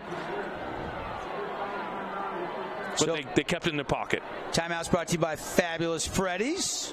Get on over there to Fabulous Freddy's, 2 Southern Utah locations. Coupon books are on sale, 30% off. I've got mine. Now through Christmas. I've got mine. And of course, in fact, I've already used the McDonald's ones in there, man. Yes. Yeah, so many. Hoping we'll have Caden Formaster with one of the coaches here at halftime, get some thoughts from down on the field. And again, Fabulous Freddy's timeout on the field with 2 seconds left. See, on 3rd down and 11, that's really irrelevant here. You're just trying to maybe take a shot and maybe get a guy to break a couple tackles and find his way to the end zone here. It's 9-0 Desert Hills. They scored on their opening 2 drives, had a chance to score on their 3rd drive but missed a field goal. Moments ago, Crimson tried to fake a punt with 2 minutes left in this half, and Desert Hills could not get anything out of it. So both defenses are playing well. Barber, final play of the half, looking, now just buying time, heaves it 50 yards in the air, back of the end zone, it's tipped, and the deflection is diving effort, but he was out of the back of the end zone. And the half comes to an end, and it is Desert Hills 9-0, and we're going to have Caden down on the field with head coach Rick Berry. And we'll get Caden here. And Mark, your thoughts of the first half so far, Thunder up. Hey guys, I got Coach Berry right here. Go ahead, Caden. All right, Coach, first half, you guys got the lead heading into the locker room. What are you doing right, and what are you looking to change? We got to do a better job in the red zone. We moved the ball up and down the field, then trying to settle for field goals or attempted field goals. We got to do a better job and execute into the red zone. Other than that, we've done all right. We've executed where we need to. We've let a couple plays go that we knew they were going to throw some screens and draws at us, so we got to be a little bit better about that. All right, thanks, Coach. All right, guys, back to you. All right, thank you, Caden. That was Caden Formaster with Coach Rick Berry. We'll see if we can catch up with Coach Wayne Alofapo coming out of the locker room at the half. Desert Hills leads 9-0. We'll come back. Coach Blaine Munkers will join us. We'll have the Rally Stop halftime show again on the Wilkinson scoreboard at the 4A State Championship halfway mark. Desert Hills 9, Crimson Cliffs 0 here on the Fan Sports Network. Check out this week's edition of TGIF on stgeorgenews.com. TGIF is your weekend adventure guide to all the fun and exciting things going on in Southern Utah this weekend. Find this week's edition at stgeorgenews.com and click the shows on the menu tab. Have a blast this weekend. Our goal at Stephen Wade Auto Center has always been to be a partner in our community. We continue to work with you to ensure everyone has it made here in Southern Utah and that you've got it made at Stephen Wade. Hey, it's Sheldon Demke. Check out the latest episode of What's on the Menu, a behind-the-scenes tour of local restaurants. We'll see some of their favorite dishes and get an inside look on how these dishes are prepared. Check out this week's episode at stgeorgenews.com and click the shows on the menu tab. I'm Bo Bradshaw, owner of Bo's Auto Parts. I want to watch the game as well, so I'll make this quick. When you come into Bo's Auto Parts, our store mission is simple. Supply our customers with the best auto parts and the best customer service we can provide. Come on by and see if we can deliver. Asphalt. It's not something we think about much except when it's in bad shape. At Holbrook Asphalt, we help cities, HOAs, and businesses avoid replacing painfully expensive roads and parking lots. To avoid the cost of replacing asphalt, you must effectively preserve it while it's still in good condition. University research has shown Holbrook Asphalt's HA5 slows asphalt aging by 67%. We make your pavement assets last longer, cost less to own, all while achieving higher property values. Visit holbrookasphalt.com to discover more.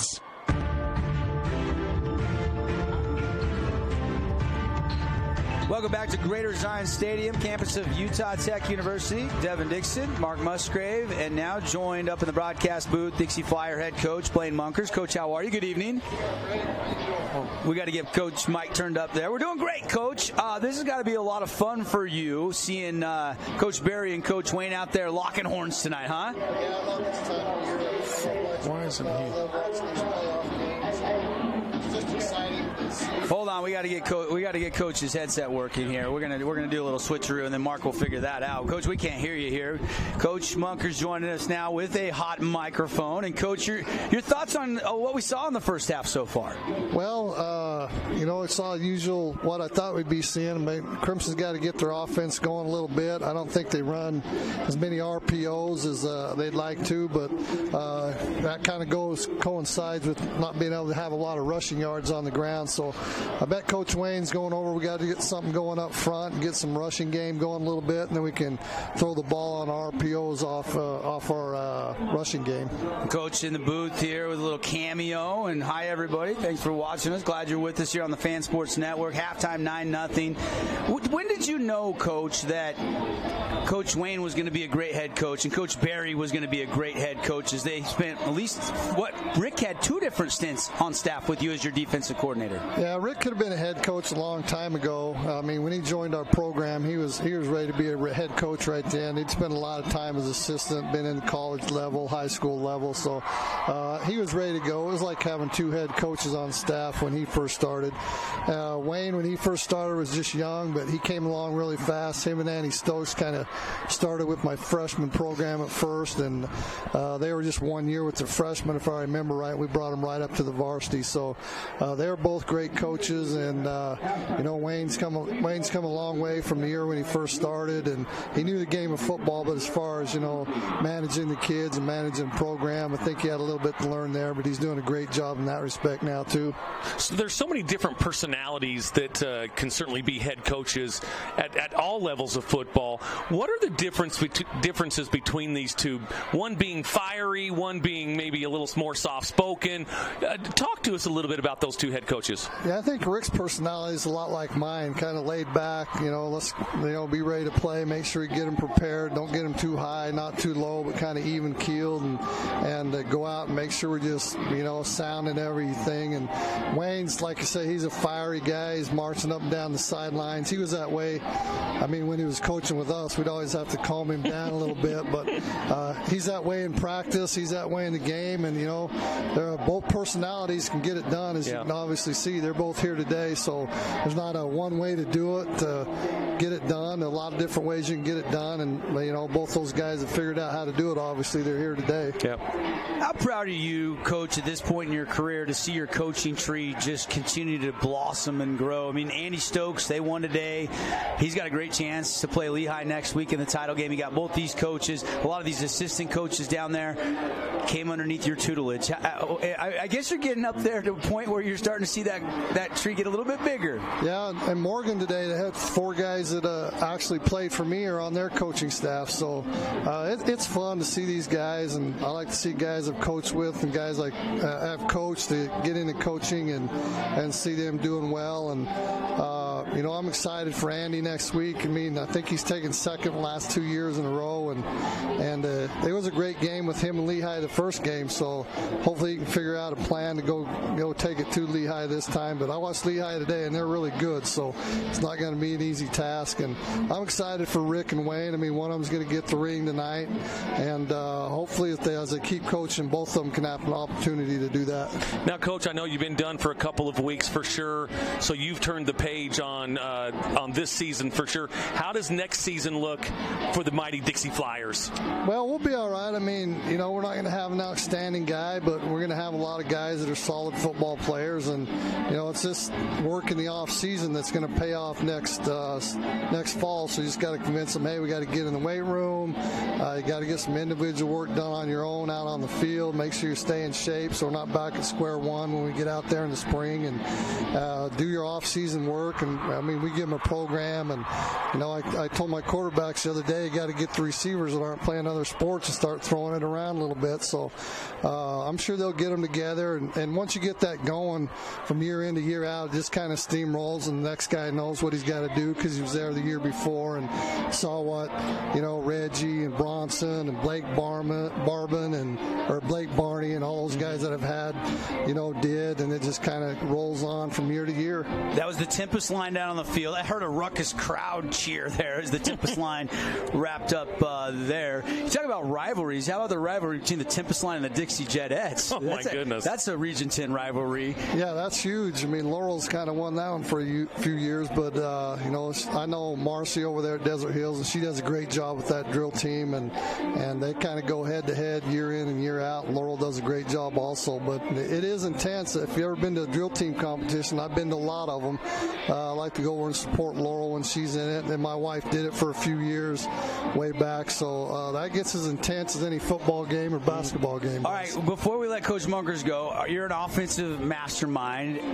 You got a 9-0 lead. What are you doing offensively? We saw Desert Hills come out with a really turbo tempo there in that first part of the game. I think the most scary part of Desert Hills is right now. I mean, I bet if you look back and see how many points they scored in the third quarter, it might be as many as they've scored in any quarter all year long. Like last week against Mountain Crest, they're down at halftime. They come out in the third quarter and bang, bang, bang. They scored 21 just in a hurry and go on to go 34 unanswered. So for Crimson right now, it's really important, I think, that they get out of the chute, maybe score on this first drive that they'll get the ball first, if I remember right, go down, get a score, and then they got to slow down Desert Hills. So I think this is their biggest quarter they have all year long is the third quarter. So just make sure you don't let Desert Hills go on a run here early and hope you can get something going on offense. And Steele's got to get going here pretty soon. He's too good a player not to have a good game. He's had some drop balls that, were cost him a little bit, but that's going to happen, but you still got to go out and play. And I think he'll make some plays in the third and fourth quarter. I got to ask you one more question. What was going through your mind when you saw the fake punt? It looked like it was there for a second, then they didn't get it. That could have been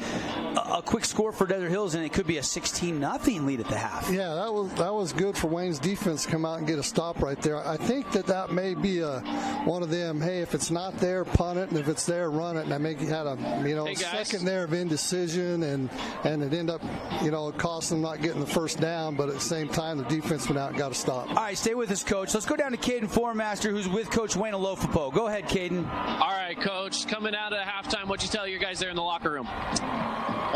Just let them know that, Desert Hills came out to play. We took some of their best punches so far. And now it's our time to punch back. We got to finish. We got 24 minutes of football left, and we got to start counter punching and see if we can finish the boxing match here. All right, Coach. Good luck in the second half. All right, that was Caden. What do you make of Coach Wayne's comments there?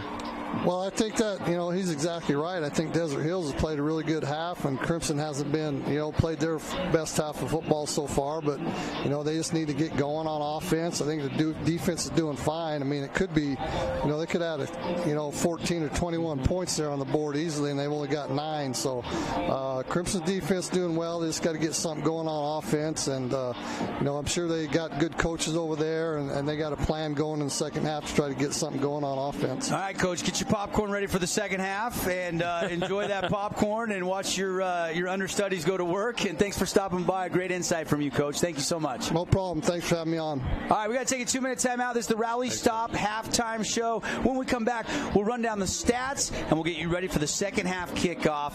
9-0, Desert Hills leading Crimson at the half in the 4A state championship game right here on the Fan Sports Network. As a local business owner, it's important to get the word out about your business. More people equals more revenue for you. Get your business in front of over 160,000 people in southern Utah each week with St. George News. Contact St. George News today. We know it takes an entire community to make southern Utah thrive. You will see us on the fields, on the courts, at festivals, and in the schools, and everywhere in between. From Southern Utah's Auto Mall, we help you create memories that bolster joy in our community. It's the reason why we've got it made in Southern Utah and why you've got it made at Stephen Wade.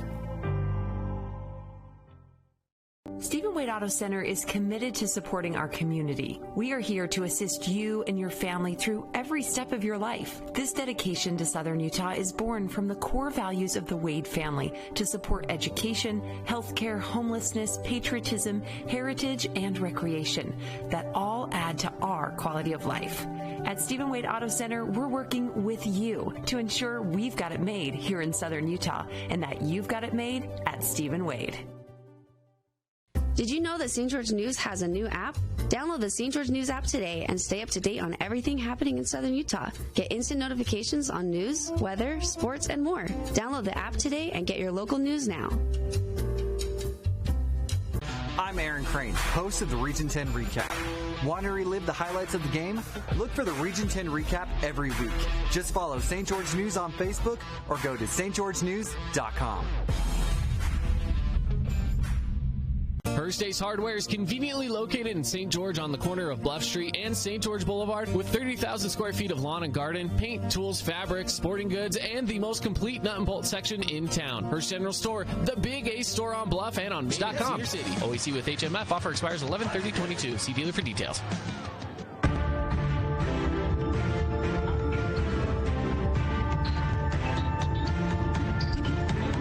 We're at the half 9-0 Desert Hills halftime stats brought to you by Hearst Ace Hardware. And how about a defensive battle breaking out in the first half? 178 yards of total offense for the Thunder, only 89 for Crimson. Both teams probably a little bit below their season average at the halfway mark. Only 4.7 yards per play for the Thunder and 3.4 yards per play for the Mustangs. One bare paw turnover, and that was a pass back across the middle, and Lincoln Holmes made an incredible high point catch for the interception.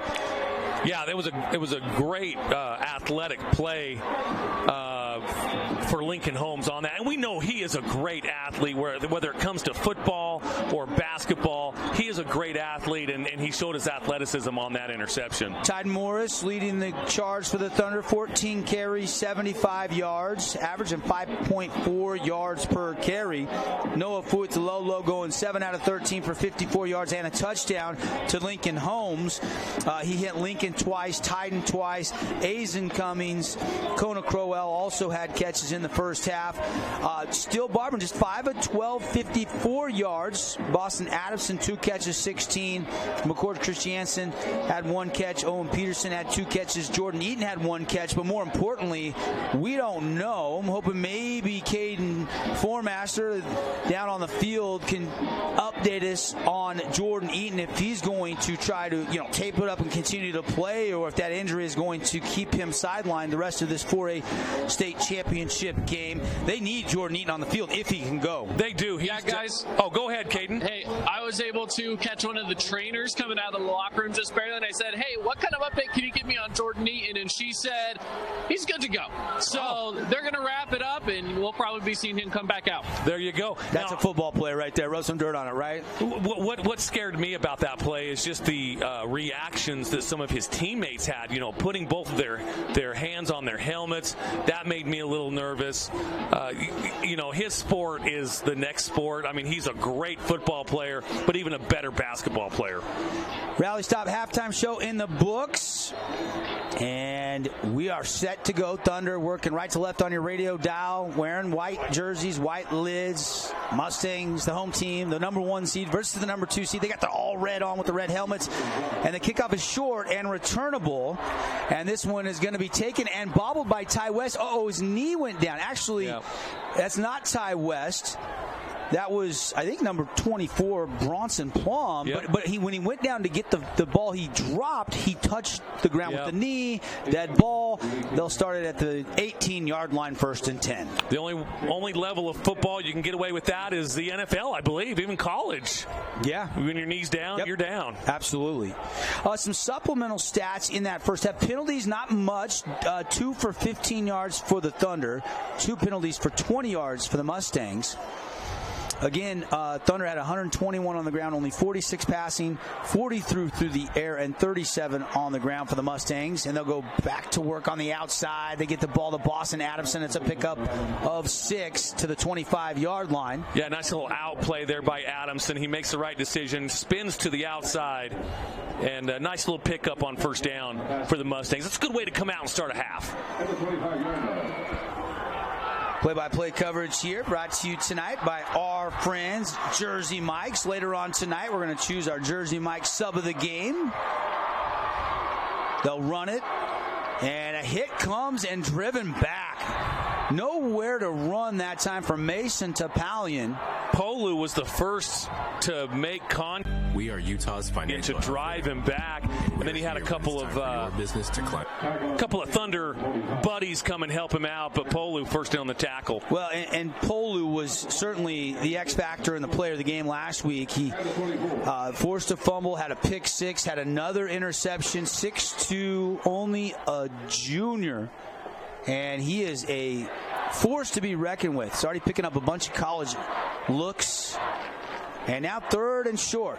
Outside, out route, caught. Move the chains. You First Credit Union. First down.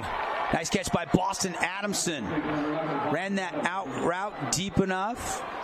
And the throw right on the hands by the junior quarterback, Still Barban, who came into this game tonight with 38 touchdowns and 8 interceptions. Now he's thrown his 9th interception, looking to add to that touchdown total on this opening drive of the second half. Desert Hills up 9-0. We are 55 seconds into this third quarter. Run it. McCord Christiansen trying to break a tackle, cannot. Wrapped up and stopped. And guess who? Number 33, Cyrus Polu, again on the stop.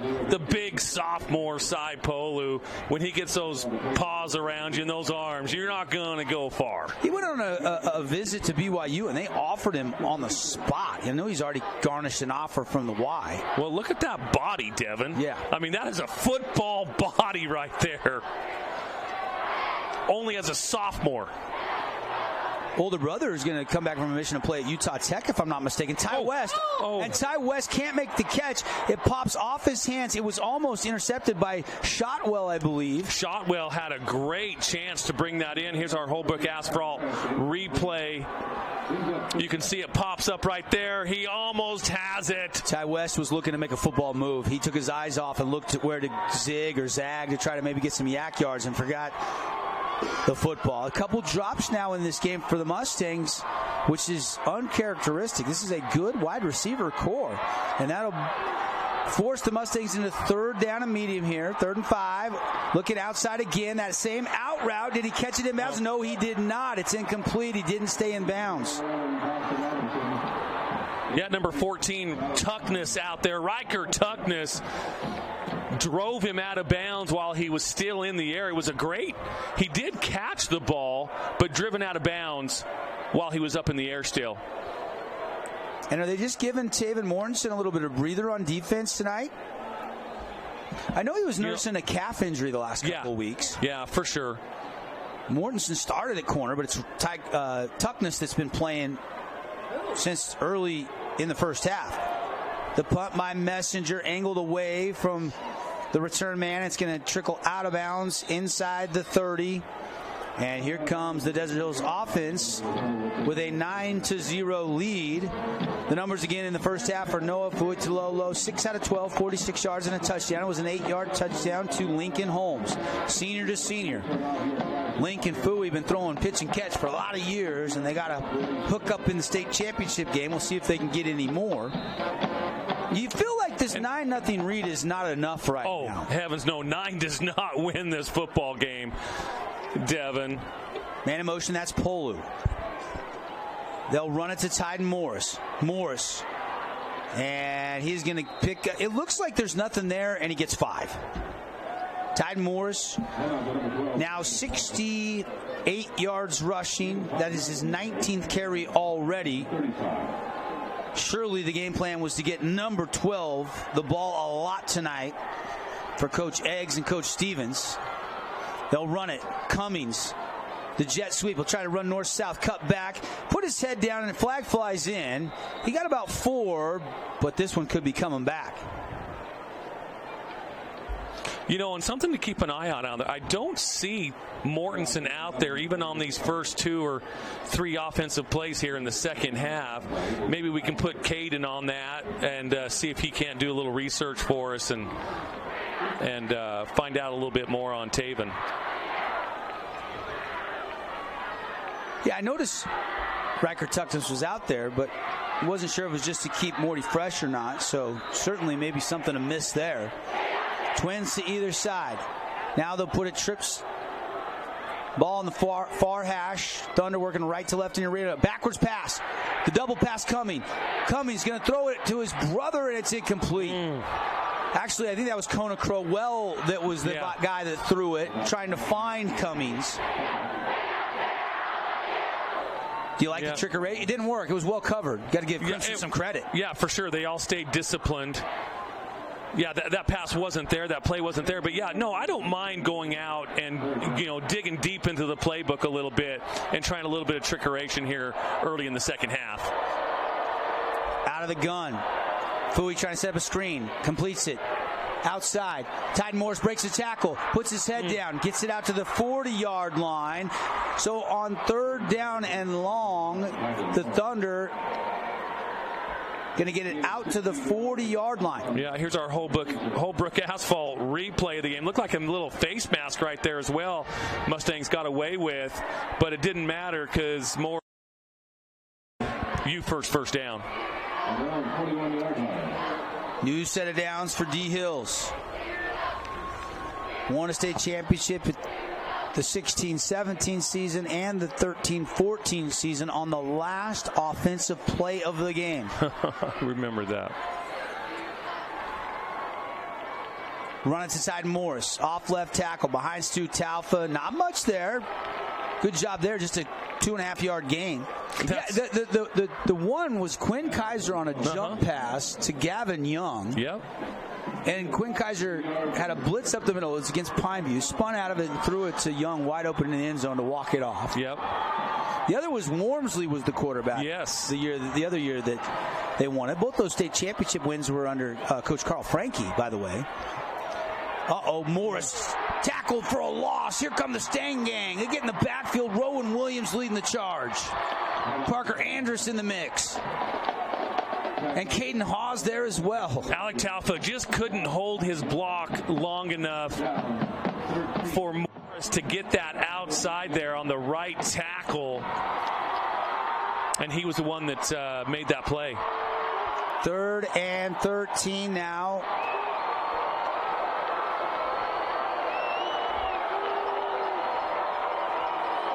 We're hearing maybe Mortensen had a concussion, Mark. Fui going to throw over the middle. Caught. And it's not enough for a first down right in the middle of the field. They find Cyrus Polu. But it will be 4th down and 4.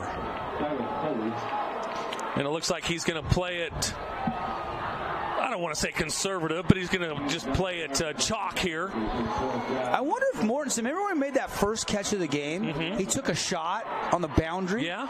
I haven't seen him since then. So I'm guessing maybe that's where some kind of an injury occurred to Taven Mortensen. Punt unit on for the Thunder.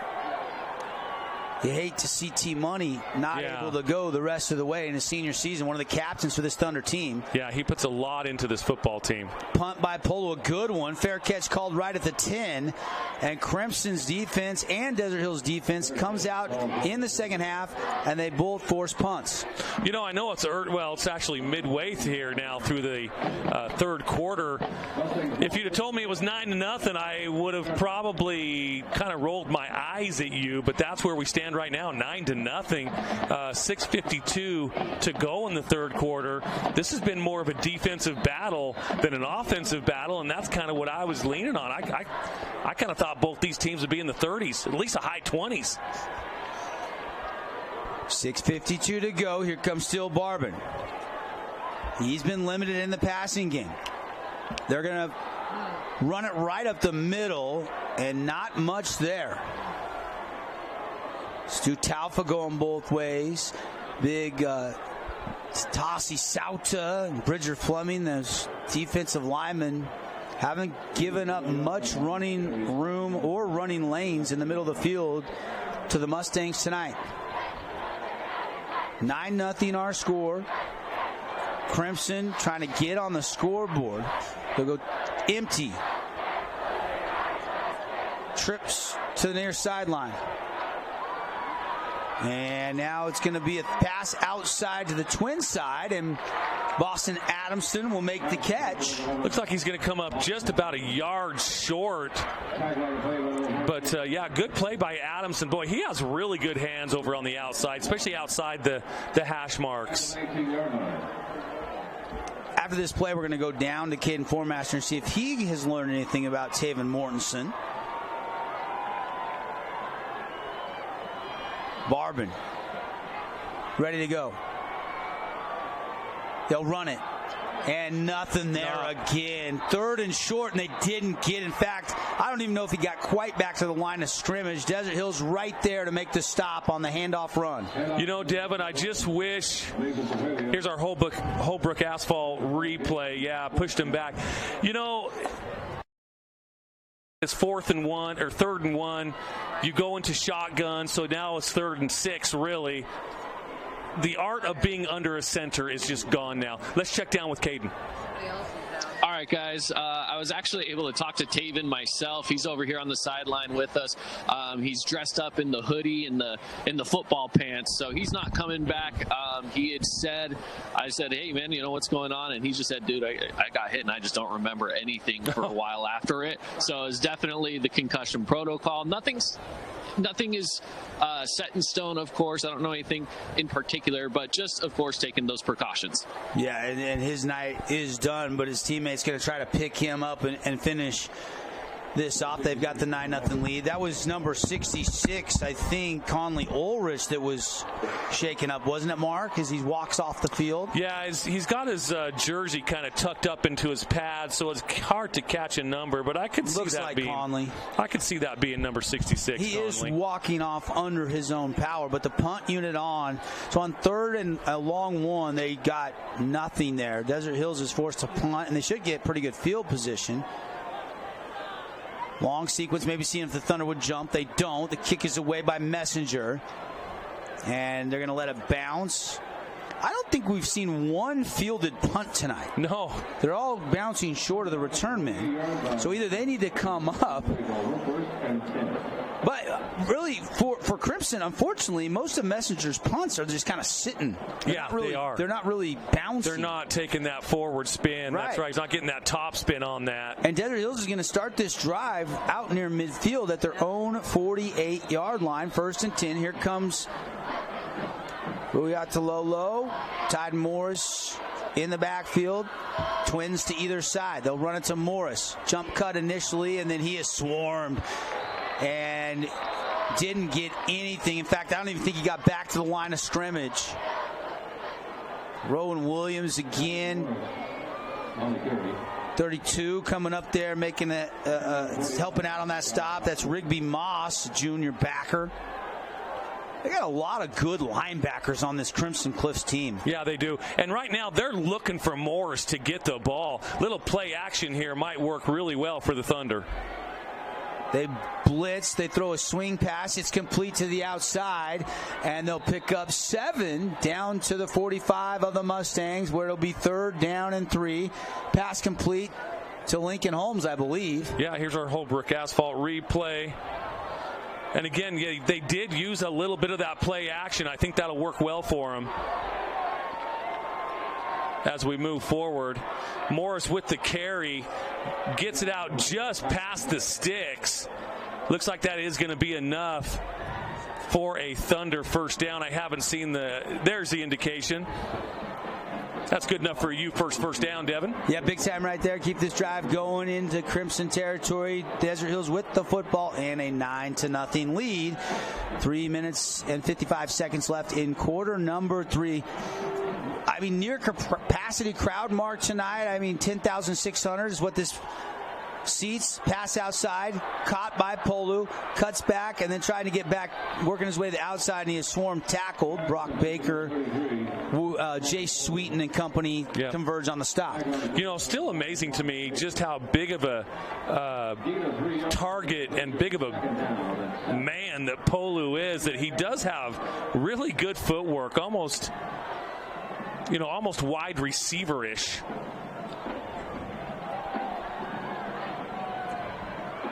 So now 2nd down for the Thunder offense. They'll flip sides. Tide Morris now put a man in motion. That's Polu. They'll fake it. They'll run an inside flip, and it's stacked up. Nothing there at all. They try to go misdirection and cannot get anything. And that was Messenger, I think, that stayed home and made the tackle. Luke Messenger in the right spot at the right time. So 3rd and long for the Thunder from the 40 of the Mustangs. You got some Mustang players on their sideline asking the crowd to get into this game a little bit. 2:35 and ticking. Fui's going to throw. Underneath route, comeback, caught, and it is going to be short of the first down. But they do get into position where it'll be 4th and short, 4th and about 2. Yeah, again, you're in that no man's land right there, Devin. So with that play call right there, I think they had kind of decided let's get part of it here on 3rd, and we'll get part of it on 4th. Jumbo package for the first time tonight, I believe, as Tamatasi Sauta and Bridger Fleming, your defensive tackles, have entered this game. Bo Wall is at quarterback, the sophomore. They're going to run it, and he's going to have a first down. He may have a touchdown. He's to the 20, cuts back at the 15, and taken all the way down to the 10-yard line on 4th and short. Bo Wall takes it deep into the Cache Valley Bank red zone. Wow, what a play call there by the Thunder. My goodness. And what great patience by Bo Wall following his big blocker and then just exploding. Now Tyden Morris in the backfield. They'll run it to Tyden Morris, pushing and fighting his way down to the 7. Pick up a 4. Can get a first down at the 1. Tyden Morris on the carry. Tyden just stacking carries. I think it's his 23rd now. They'll give it to him again, right up the middle. And he has stood up and stopped. He'll take it to the 5-yard line, 3rd down. So, do the Thunder try to go run 2 more times, or maybe on 3rd and actually about 4 right here? Will they put it in the hands of their senior quarterback, Noah Fuitalolo, who has thrown a touchdown in this game tonight, the only score? It happened on the first drive of the game. It was an 8-yard touchdown on a slant route to Lincoln Holmes. See what Coach Barry and the Thunder staff wants to do here. It's Bo Wall back at quarterback. They're going to run it to Wall, and Wall's going to push to the goal line, and no signal yet. They're going to say he's down. It did look like he was just short of it. But that's 1st and goal. Yeah, he slid in. We'll look at it here on the Holbrook Asphalt replay. Down right. Oh, I thought he broke it. It's really close. I thought he broke it live, and the replay shows he might have broke it there. But they needed the 1. They got it to the half-yard line, and so it's going to be 1st and goal. Bo Wall will stay in at quarterback. Jumbo package. They'll run it behind Sauta, and Bo Wall goes in untouched. Touchdown Thunder. 1-yard touchdown run for Bo. Devin, he just gets right behind Sauta and just walks into the end zone. I think you could have scored on that following Sauta. I agree.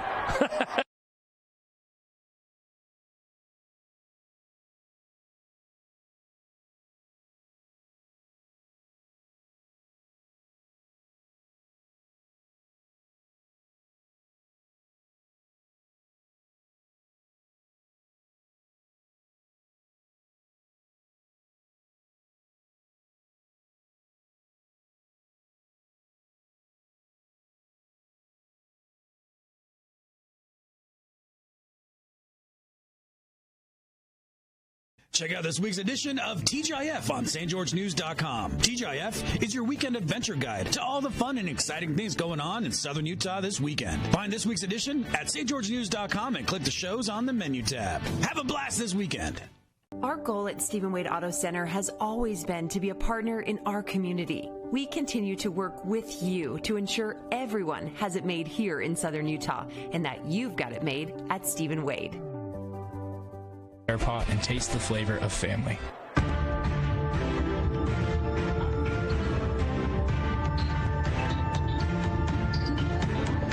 Hey, we are back. Thunder extend the lead to 16-0. Devin Dixon, Mark Musgrave, Caden Formaster. And we're glad to be with you on the fan and on the live stream tonight. Thanks for accessing us.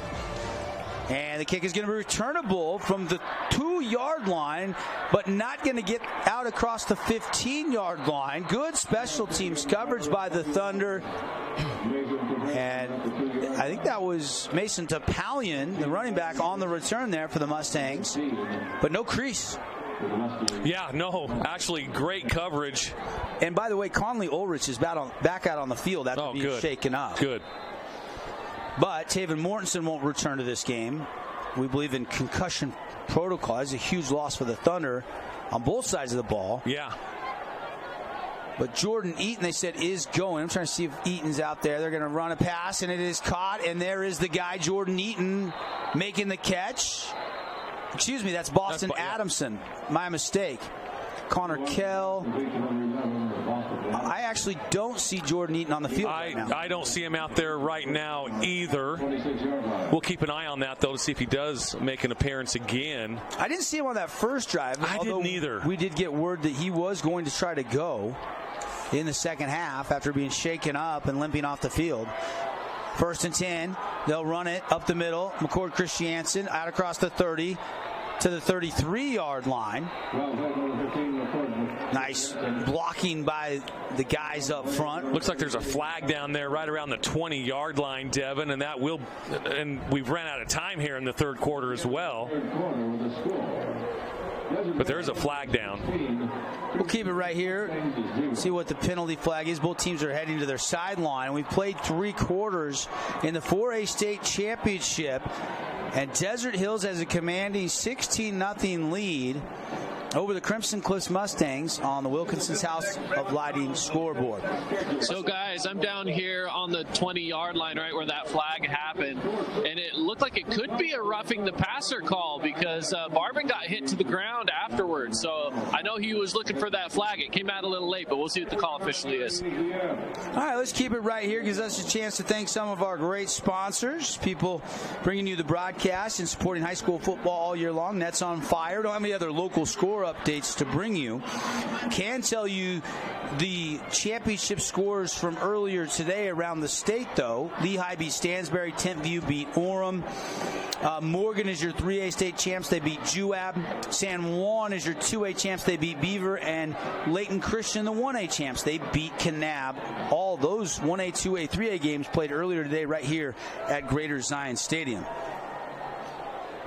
And Devin, wasn't this one of the perks of building this beautiful facility here at Greater Zion Stadium so that we can host these championship games? Gaden was correct. So it was roughing the passer. The ball now out to the 47-yard line. 1st and 10 Mustangs starting the fourth quarter. They'll run it up the middle. The Christiansen has a little crease, shoots through it all the way down inside the 40 to the 37-yard line. That is a gain of 15 yards for McCord Christiansen. And the clock still sits at 12 minutes. Not 1 second clicked off the clock. And I think now that is the end of the quarter. Oh, now it's the end of the quarter. That was an untimed down okay. on the penalty. We'll take a 30-second timeout. Our fourth quarter coming up when we come back. Desert Hills up 16-0. Crimson driving.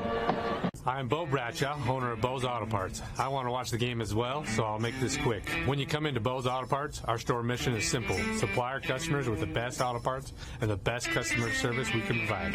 Come on by and see if we can deliver. As a local business owner, it's important to get the word out about your business. More people equals more revenue for you. Get your business in front of over 160,000 people in southern Utah each week with St. George News. Contact St. George News. Subaru on Sunland Drive.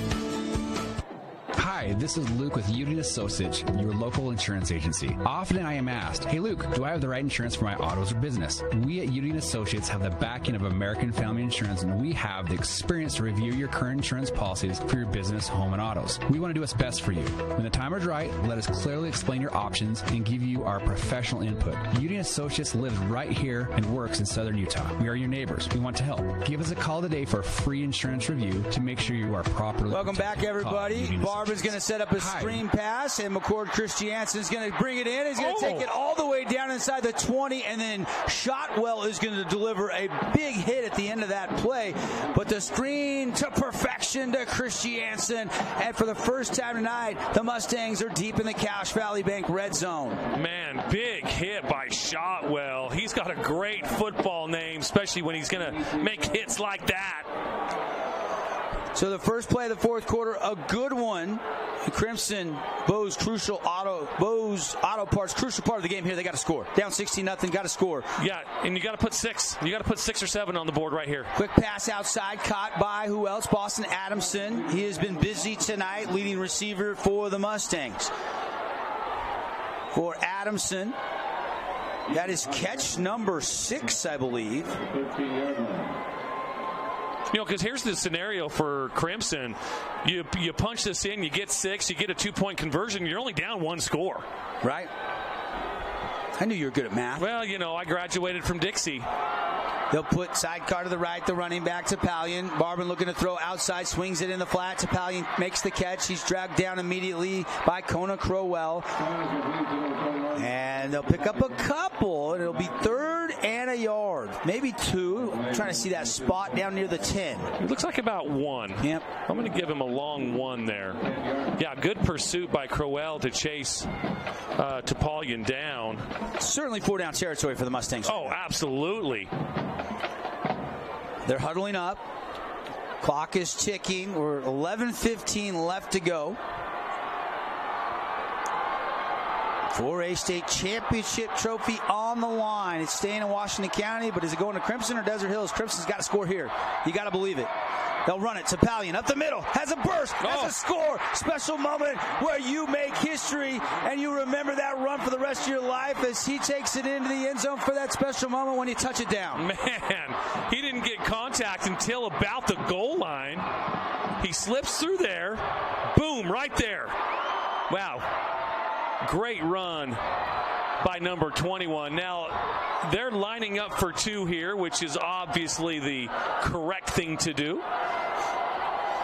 Yeah, absolutely. It's a little early, 10:58, but I think you do. I do too. The card says you cut it to 1 because you can still get a field goal and a touchdown. You're okay. You can still win this game if you can do, even if you don't get it here. You still at least tie it up. Down by 10. They'll go around this trick play. Oh. And it's stacked up and tackled for a huge loss. Cyrus Polu. The Swiss Army knife. Does not get fooled at all. That's what it's just the discipline on those plays when it comes to your ends and just staying in your lane. And Cyrus Polu did that. Take a 30-second timeout. It is now. Asphalt. It's not something we think about much, except when it's in bad shape. At Holbrook Asphalt, we help cities, HOAs, and businesses avoid replacing painfully expensive roads and parking lots. To avoid the cost of replacing asphalt, you must effectively preserve it while it's still in good condition. University research has shown Holbrook Asphalt's HA5 slows asphalt aging by 67%. We make your pavement assets last longer, cost less to own, all while achieving higher property values. Visit holbrookasphalt.com. Bring on in today.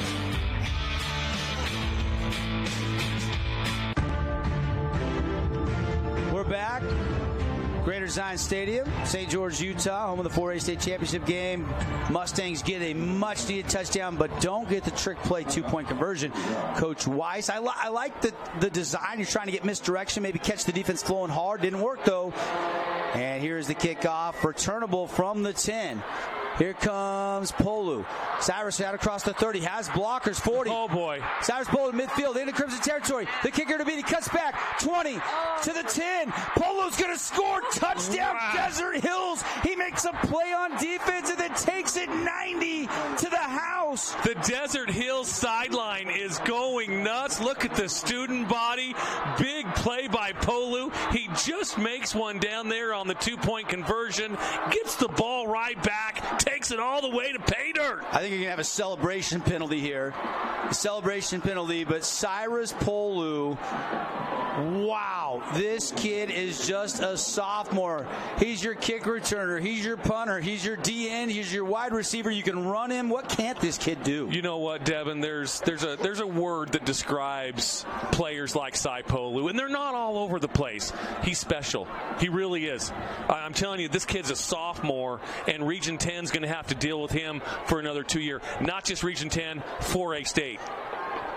So they do get an unsportsmanlike celebration penalty post-touchdown. Can you blame them in the state championship game? And I think Coach Barry will turn a blind eye to that. They will take it on the kickoff, though, so Crimson could get really good field position. 90-yard touchdown return. He caught it right at the 10, took it down the left side. He had a wall of blockers and had a couple guys to outrace, and he strides out. He just strides out and glides. Extra point coming. After the Finley Hyundai touchdown, they'll feed another kid in Washington County through our partnership with Neighborhood Connection. And it's up and it's good. 30-second timeout. Now, just like that, in a flash, Desert Hills 23, Crimson 6 on the Wilkinson scoreboard. Right back after this 30-second timeout on the Fan Sports Network. We know it takes an entire community to make Southern Utah thrive. You will see us on the fields, on the courts, at festivals, and in the schools, and everywhere in between. From Southern Utah's Auto Mall, we help you create memories that bolster joy in our community. It's the reason why we've got it made in Southern Utah and why you've got it made at Stephen Wade. And fabulous.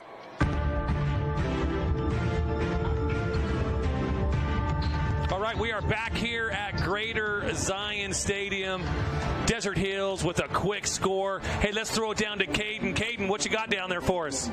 Hey, so of course the Desert Hills sideline going crazy as we saw. I got a chance real quick, just barely there, to talk to Noah Fuitolo for a sec. I said, man, he just made your job really easy, didn't he? And he said, you bet he did. And he's pumped. He's psyched. This Desert Hills sideline is rocking. Awesome. Thank you, Caden. We appreciate it.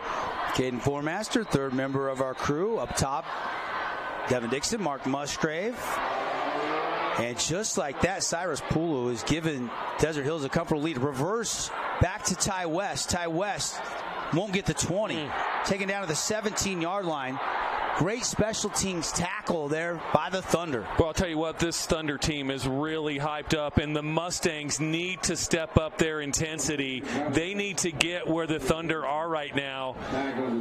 They need to make a big play. They need to have something positive happen on this set of downs to try to get some energy, try to get some of that momentum back on that Crimson Cliff sideline. 10:36 to go. 23-6. We're 2 points away from everybody getting the Holbrook Asphalt big score dessert. Mustangs run it up the middle, pushing the pile, and McCord Christiansen's going to take it to the 19. Pickup of 3. And you know what? I think Desert Hills, with the situation that they're in right now, they would definitely... They'll let you chip away 2-3 yards here and there. Keep running that ball. Keep running that clock. Because right now, the clock is in Desert Hills' favor. Out of the gun, Bo Wall. Gonna fake the handoff, looks to throw over the middle, and Eaton has it tipped off his hand. It's interception. Here comes Lincoln Holmes. Lincoln Holmes to the 20, down the sideline, turning the corner. Lincoln Holmes will be taken out of bounds inside the 10, and Desert Hills will have it first and goal, and it is the second interception of the game by Link. Wow. Again, I kind of thought there would be a turnover of some sorts in the fourth quarter. We talked about it a little bit earlier, and that's definitely the one right there by Lincoln Holmes, kind of playing center field, right place, right time. Takes it down to about the 8, maybe the 7-yard line. Looks like they're going to mark it at the 8. Just a big play by this Thunder defense. Second interception of the game for Lincoln Holmes. He's been very productive on offense. That kid's having a heck of a senior night in the state championship. He'll stay out there on offense. Noah Fuitololo going to run it up the middle. And it's taken down inside the 5, near the 3 by Tyden Morris. The big rig has not gotten into the end zone tonight. I think you're going to see a heavy dose of him right now. Yeah, I think for the next 9 minutes and 40 seconds, you're going to see a lot of Tyden Morris and a lot of Kona Crowell to try to close this game out. That's what we were talking about earlier. If Desert Hills gets the lead, they are a great team playing with a lead because they've got not one but 2 closers, one being Tyden Morris, 2 being Kona Crowell. 10,000 fans in the stands right now. Crimson needs a strip here. But they're going to get the touchdown. Tyden Moore's going to take it in from 2 yards out. Touchdown Thunder. 29-6 PAT pending. And the senior running back into the end zone. What a stretch right there on the Holbrook Asphalt replay. He was going down and he just exploded, if you can use that word, and just stretched into the end zone. The big rig, that is his 16th rushing touchdown of the season, one he'll remember forever. And now the extra point by Jones. The snap, Holmes puts it down. Kick is away, and the kick is good. We'll take a 30-second timeout. Desert Hills. Appliance wholesaler. 30. And Crimson 6 on the Fan Sports Network. Did you know that St. George News has a new app? Download the St. George News app today and stay up to date on everything happening in Southern Utah. Get instant notifications on news, weather, sports, and more. Download the app today and get your local news now. I'm Aaron Crane, host of the Region 10 Recap. Want to relive the highlights of the game? Look for the Region 10 Recap every week. Just follow St. George News on Facebook or go to stgeorgenews.com. ApplianceWholesalerPlus.com.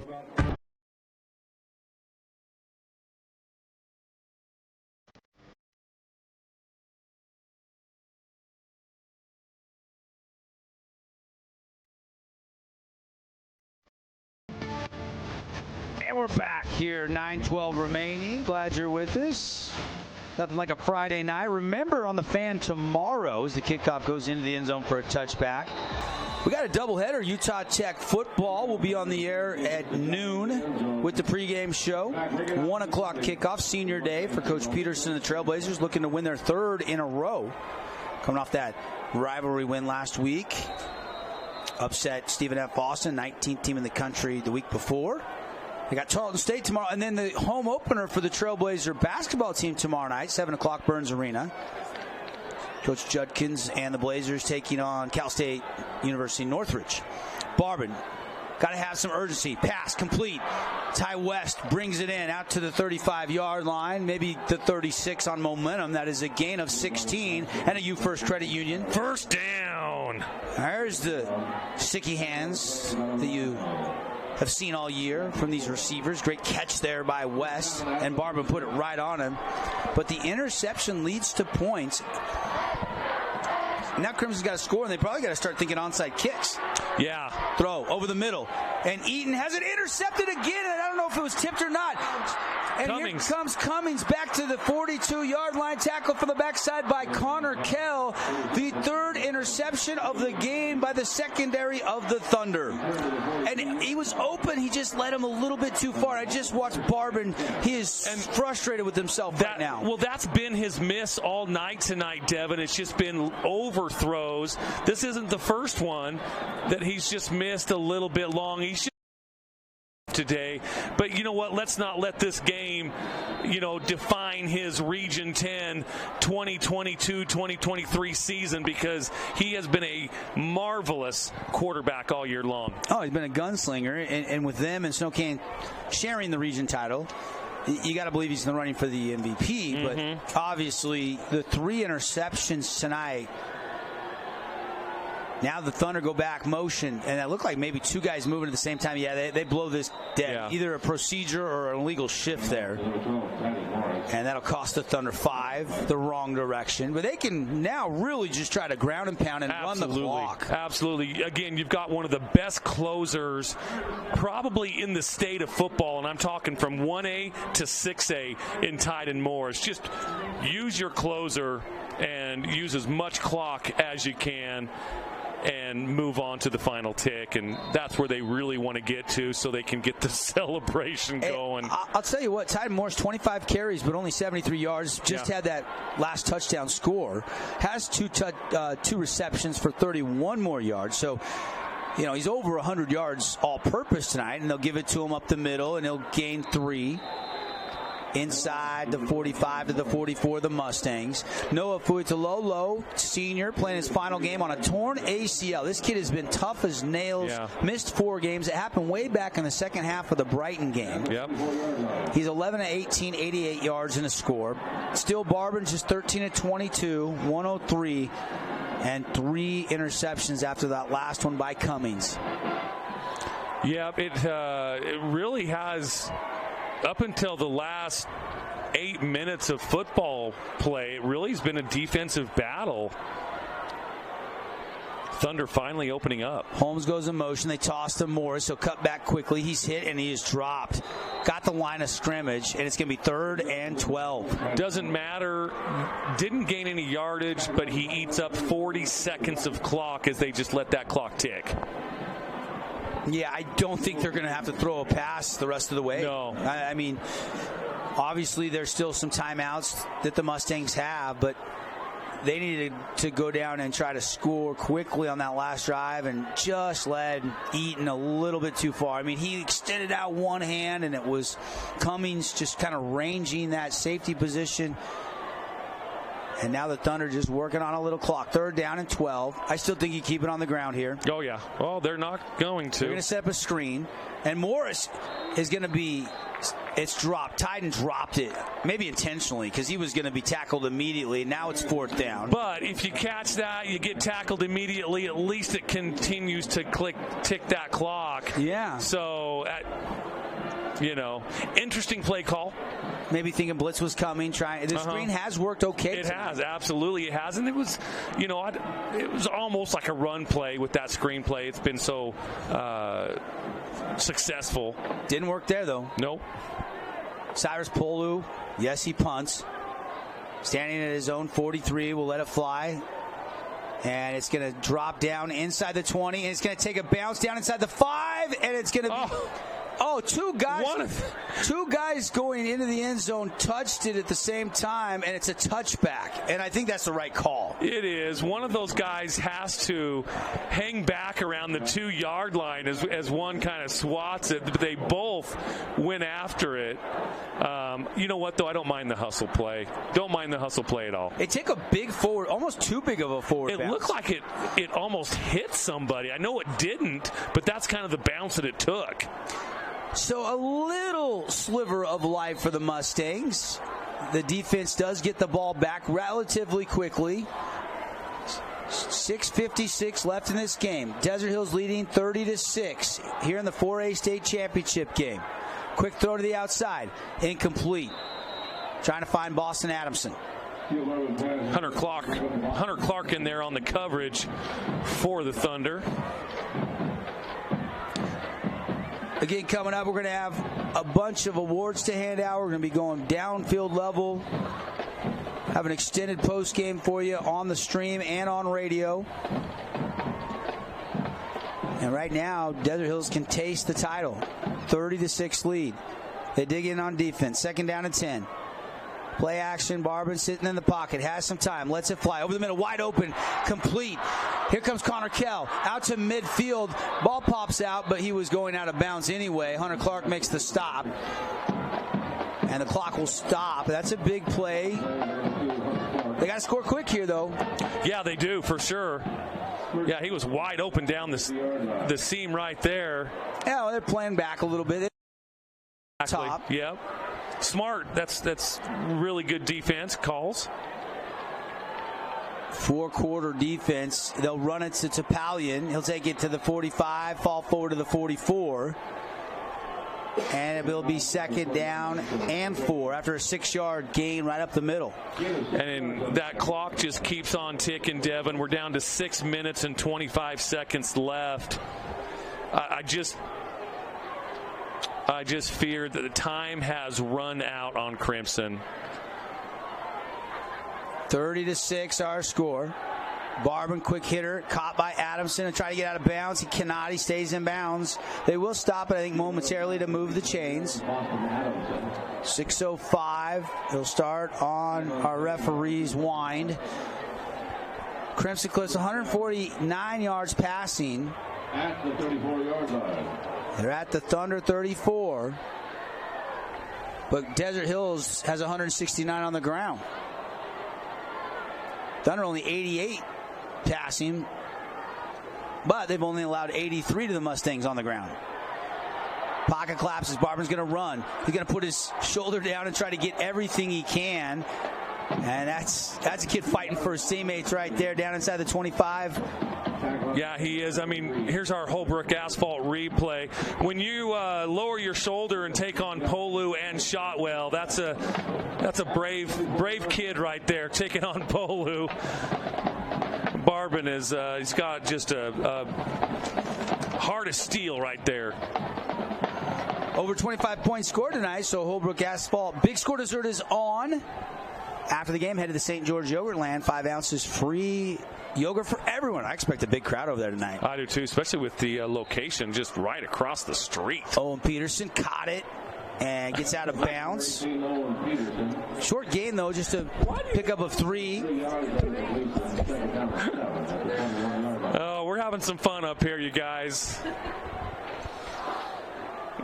I think about 5,000 fans in the stands are having a lot of fun. Yeah, about 5,000 going to leave a little frustrated tonight in the stands. You're exactly right. Pass on a comeback route to Adamson. Caught it, driven down immediately, but he'll get it down to the 11-yard line. And that's another U First Credit Union. First down. They need to score quick, and they're going to have to get an onside kick and then score again and then do it one more time after that. 5 minutes to go and ticking. We just went under the 5-minute mark here. 22-point lead for the Thunder.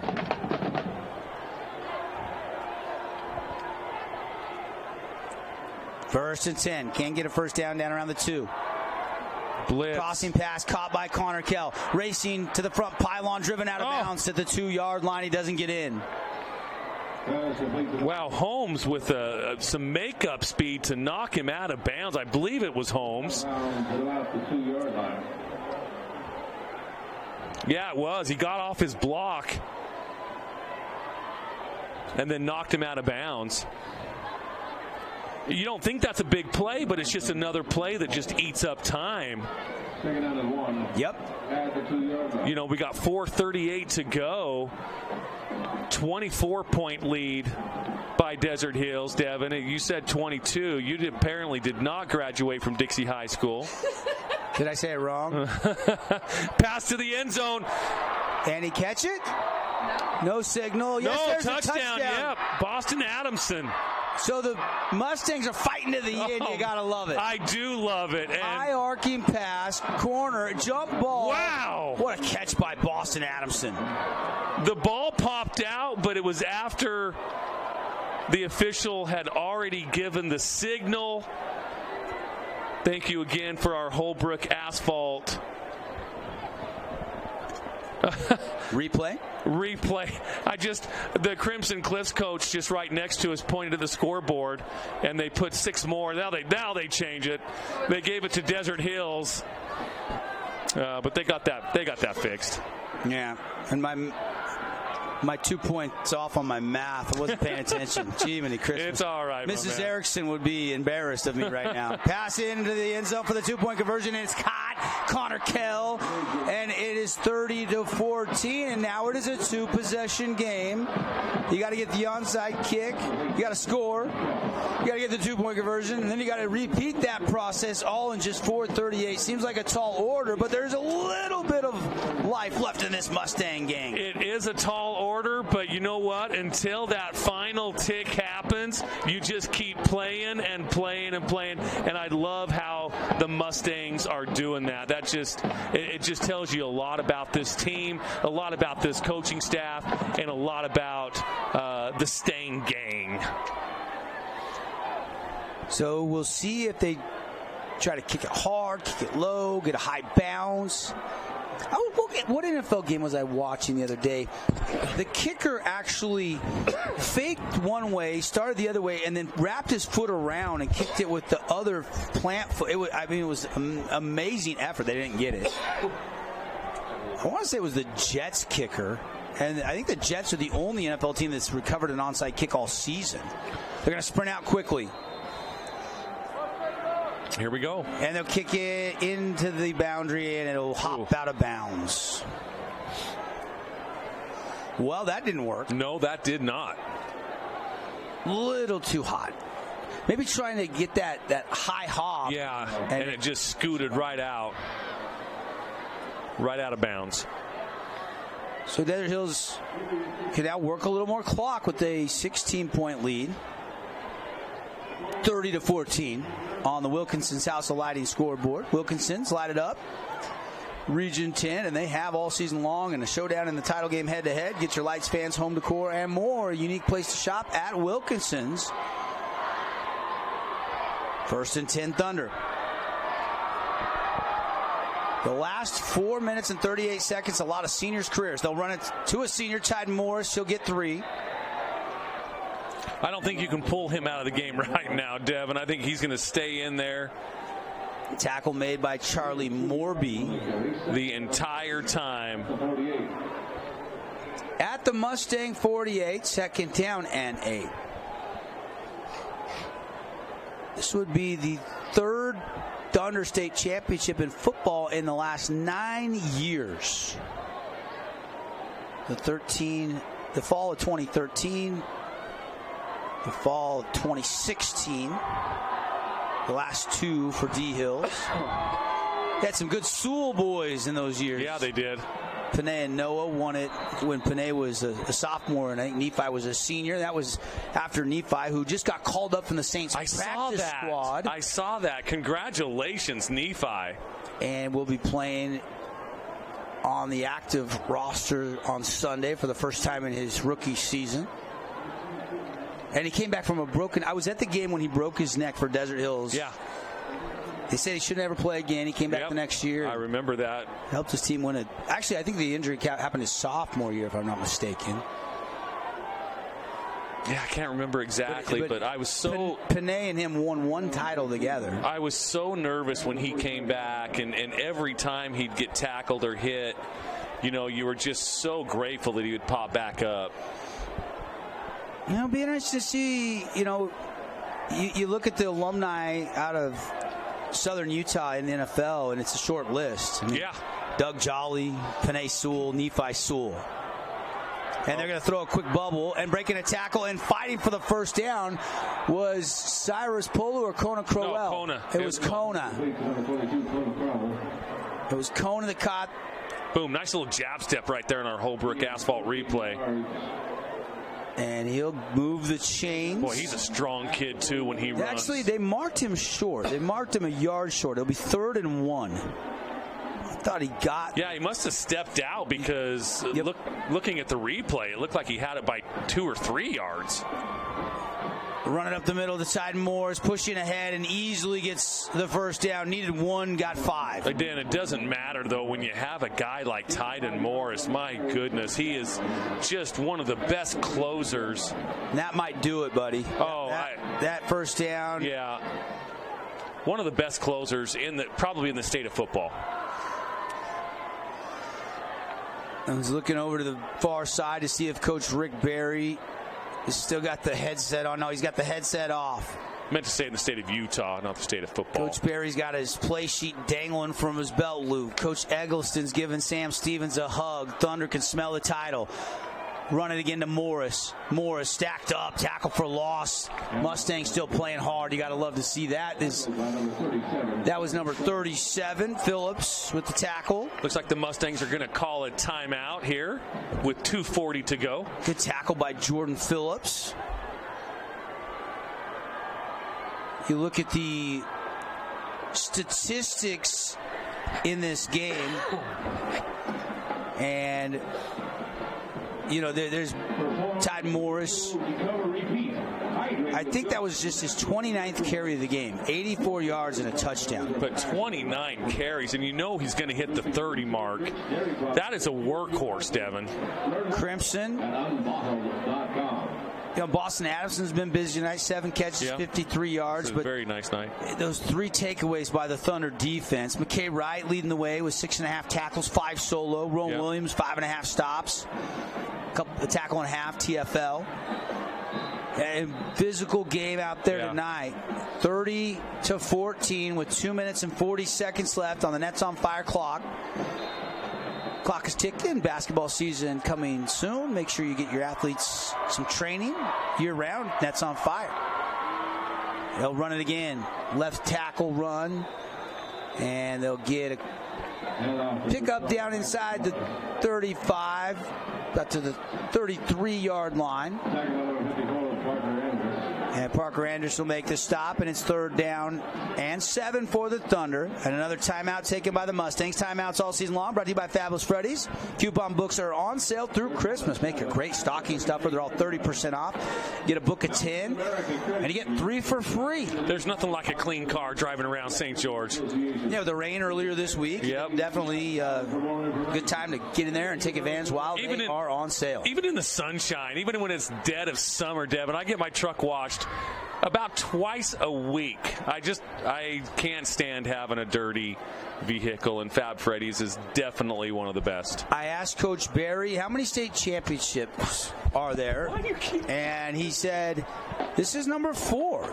Won the one with Dixie when his son Taylor was a senior. Taylor Barry is actually on staff of the running backs coach for Desert Hills. Won one in high school, and then coached in another one but didn't win it. And this will be his first ever state championship as a head coach. The Mustangs will reload for next year for sure, but there's a lot of star talent coming back on both of these teams. Bo Wallin at quarterback. He'll run it on 3rd down. He'll get it down inside the 30 near the 29-yard line. And the final timeout taken, another Fabulous Freddy's timeout. Again, we've got a lot of awards to hand out. We're going to have an extended post-game show for you. Caden Formaster will be down on the field talking hopefully with Coach Barry. Some of the seniors like Tide Morris, Cyrus Polu, only a sophomore actually, but he's had an impact on this game, hasn't he? Lincoln Holmes, 2 interceptions tonight. Probably going to be your Morgan Pest Control defensive player of the game. Certainly in the running. We don't want to give anything away yet here, Dev. Been pretty. That'll be 2 takeaways in the state championship game. It might just kind of seal that up, right? It'd be tough to take that away from Lincoln, I think. It would. Yeah. It would. Of course, we'll name our Hearst Stores player of the game. We'll select a player for each team. Appreciate Hearst General Store, a variety of products at prices that please. Convenient locations. Heart of downtown Cedar City, corner Boulevard Bluff in St. George. Get on over there. What a great season, though, that Crimson has had. I think I heard in your interview when you had Coach on that they were picked to finish 4th in the region. Yeah, Media Day. Yeah, on Media Day. And they finished 1st, co-region champions. Here they are in the state championship game. A lot of movement. What a great season by the Mustangs. So, they're going to leave tonight disappointed. There's no question about it. Hopefully tomorrow, after they get a good night's sleep, they can look at themselves and say, you know what, we really did have a great season. You know what Coach Wayne said? He said, it'll be a great game. I just hope my guys empty the tank and have no regrets. And I think they can genuinely say that.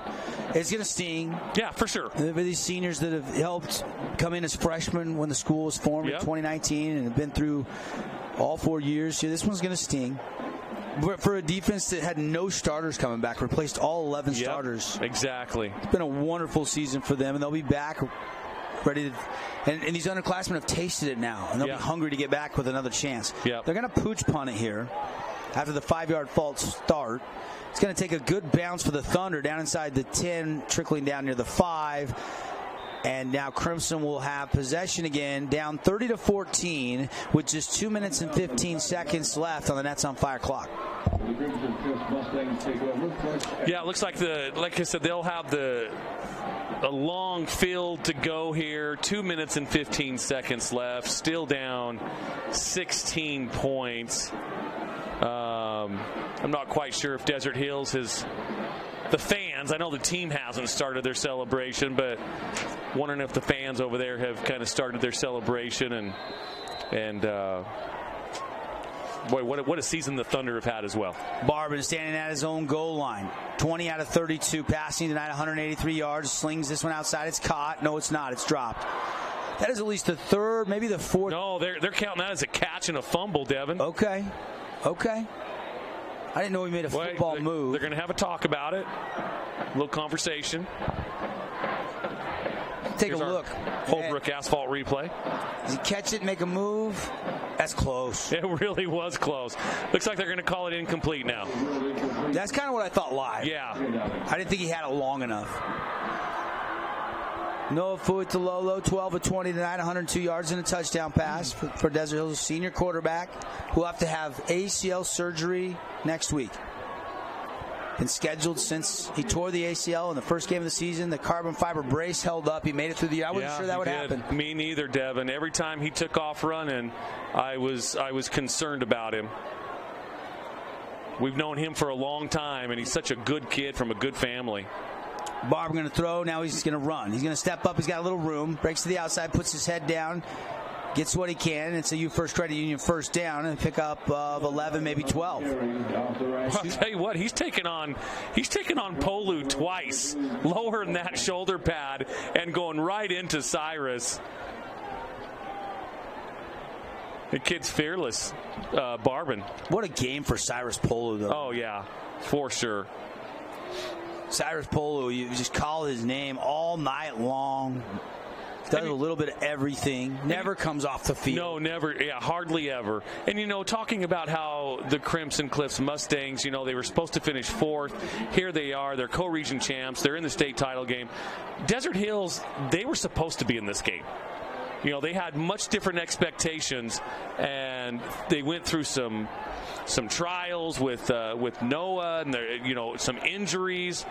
They battled through it, and they made them. They got here.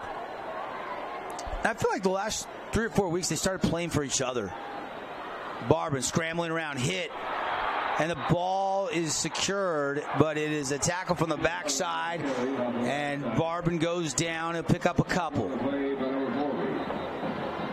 That was Ocean Talfa with the tackle. And we got an injured Thunder player back in the secondary near midfield. The trainers are rushing out to the field. Kona Crowell is down. Looked like he was holding his... Looks like he's holding the hammy. Man. Yeah, that's kind of what it looked like to me, too. Fabulous Freddy's injury timeout on the field. Gives us a chance to remind you, New Year's Day, Gridiron University All-Star Football is back. 4th Annual Kickoff Classic. 3 All-Star games. The 8th grade, the 9th grade, Utah versus the West. And the Senior Showcase as Utah takes on the Inland Empire. How many of these players playing tonight will be playing in that game, I wonder?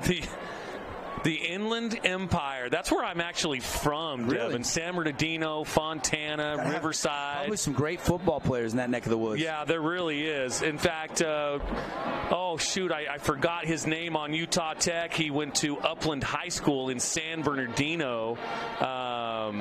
His name just slipped my mind. But anyway, yeah, there's some good football players in that Inland Empire. Second down, Barbin looking to throw, and he is going to be grabbed and sacked. Bridger Fleming, I think. Kealo Lou there as well. I think Lou will probably get credit for the sack. Lou was the first one to hit there on Holbrook asphalt. And then Fleming came in and finished him off. Kealo Lou's just a sophomore. Well, I'll tell you what, I've got to give a shout out to Holbrook Asphalt Replay. That has been so fantastic having that here with us all season long. Dusty, compliments to you as well. Dusty Allen, our producer. James and Lacey and McKay running cameras for us tonight. Throw outside complete. Boston Adamson, and that's going to get it back to the original line of scrimmage. It's going to be 4th down and 10 with just 52 seconds left.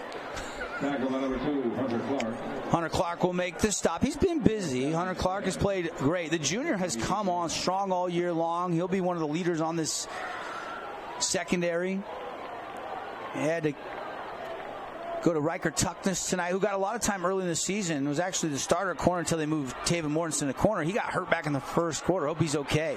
Pass over the middle on 4th down. The game and the drive stays alive. Boston Adamson again. I believe that is catch number 10 tonight for Boston Adamson. Big game by Adamson tonight. It's just too little, way too late.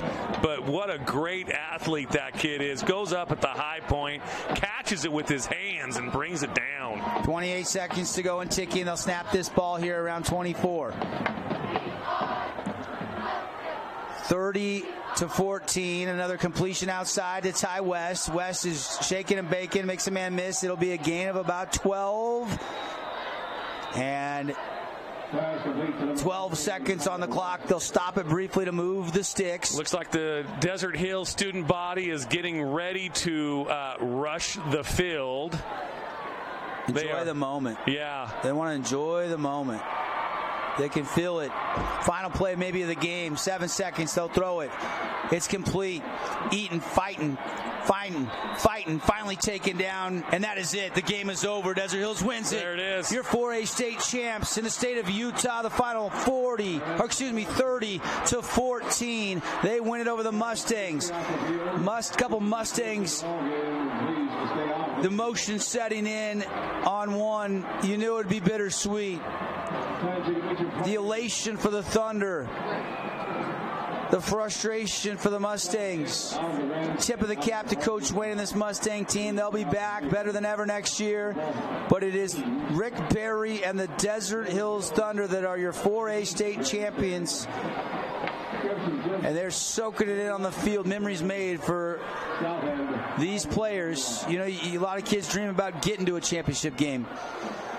And then a lot of players dream about winning a state championship game. There's only one state champ in each classification, 1A through 6A in the state of Utah, and Desert Hills is your 4A state champs tonight. Yeah, and again, hats off to both teams. Hats off to the Mustangs. They played to the final second. I really do believe that they're going to leave this field on empty, like Coach wanted them to. The handshakes, the line is forming, and these two kids, some of these kids grew up playing football together, and now they're wearing different uniforms and they're exchanging handshakes. Let's do this. Let's catch our breath. When we come back, we'll have some interviews field level. We'll hand out a bunch of awards and bring you our post-game show. Again, the final on the Wilkinson scoreboard. Desert Hills wins all the marbles 30-14 over Crimson Cliffs. Back in 60 seconds. First Ace Hardware is conveniently located in St. George on the corner of Bluff Street and St. George Boulevard with 30,000 square feet of lawn and garden, paint, tools, fabrics, sporting goods, and the most complete nut and bolt section in town. First General Store, the Big Ace store on Bluff and on Main in Cedar City. Stephen Wade Auto Center is committed to supporting our community. We are here to assist you and your family through every step of your life. This dedication to Southern Utah is born from the core values of the Wade family to support education, healthcare, homelessness, patriotism, heritage, and recreation that all add to our quality of life. At Stephen Wade Auto Center, we're working with you to ensure we've got it made here in Southern Utah and that you've got it made at Stephen Wade. As a local business owner, it's important to get the word out about your business. More people equals more revenue for you. Get your business in front of over 160,000 people in Southern Utah each week with St. George News. Contact St. George News today. We are back. 4A State Championship final score 30-14. Desert Hills victorious. Devin Dixon, Mark Musgrave up top, and Caden Formaster down on the field. And we'll be going to Caden. Caden, just let us know when you have some celebration right now. We'll see when Caden can catch up with Coach Barry and some of the stars tonight for the Desert Hills Thunder who are champions. The trophy presentation coming. But right now, Mark, just empty the noggin. Your thoughts on the season and the state title going to D Hills? Again, preseason, Desert Hills was supposed to be in this game. They started off really strong in the preseason. Noah goes down with an injury. They battled through that. Bo Wall, I think, played very well. And that time that Bo Wall played, that will pay dividends for next year. He has that varsity experience now, too. Guys, I got Coach Barry here. Oh, yeah. Go ahead and take it, Caden. Let's go down to Caden. All right, Coach. Hey, you won the championship. Tell me how it feels. State championship's awesome. It never gets old. I've been asked, you'd like it better as a player or as a coach? And I can honestly say as a coach because I know how hard it is to get here. The memories we just built for these kids are going to last a lifetime. Now, this is your first title as a head coach. Is that correct? It is. Now, second year here. Now, how does that feel bringing these guys through the season? You guys had some trials through the year, but you got here and you got it done. Tell me about it. Yeah, we went through some injuries, but we stayed together, stayed positive, and I knew this is the group that could get it done, and I'm so proud of these kids. Now, a lot of standout guys. I'm sure that you could give an award to every single one of them. Who are some standouts for you tonight? Obviously on the defensive side, Link with those 2 big interceptions. But I said it earlier, this is going to get won and lost in the trenches. Our front four did a heck of a job and did a great job. All right, Coach, thank you so much. Go celebrate with your team. Thank you. That was Caden Formaster with a very excited Rick Barry, and justifiably so. Absolutely. You know, I'm sure when he lost Noah the second half of the first game of the season, they were confident in Bo Wall, but they were like, oh boy, you know, how does this twist and turn and play out? And then to get Bo experience, like you just alluded to, and now to get Noah back and to rely on the defense tonight, holding, you know, Barbin and this Crimson offense is just 14 points. You heard Coach credit the front four tonight. They were great. They were great. Yeah, and again, that's where, you know, Coach is exactly right. I'm not going to go against what Coach Barry said. This was one in the trenches. You know, for a long time it was close, and it was a defensive battle. There's Justin Keith, the principal of... Guys, I got Lincoln Holmes here now, too. All right, go ahead, Link. What's up, guys? How's it going? Hey, guys, here with Link. Dude, 2 picks today. How did that feel? No, felt amazing, yo. All the practice paying off. All the stuff we do on the Saturdays, the weekends, it's just paying off. It feels great. Now, you're a state champion. That title is now attached to your name and to your team's name. How does that make you feel? I'm excited, boys. These are my brothers, bro. Let's go, baby. Let's go. All right, go celebrate with your team. There's a if you thought Coach Barry was excited, how about Lincoln Holmes? Let's go, baby. Let's go with you in there. Oh, boy. You know, it's so much fun watching the celebration, but then you look 20, 30, 40 yards to the left of us. You know, you see the Crimson Cliffs Mustangs. Now they're gathering to have a team meeting. And, again, they weren't supposed to be here. They were supposed to finish 4th in the region. They go on. They're co-region champs. They're in the state championship game. Hats off to the Crimson Cliffs Mustangs.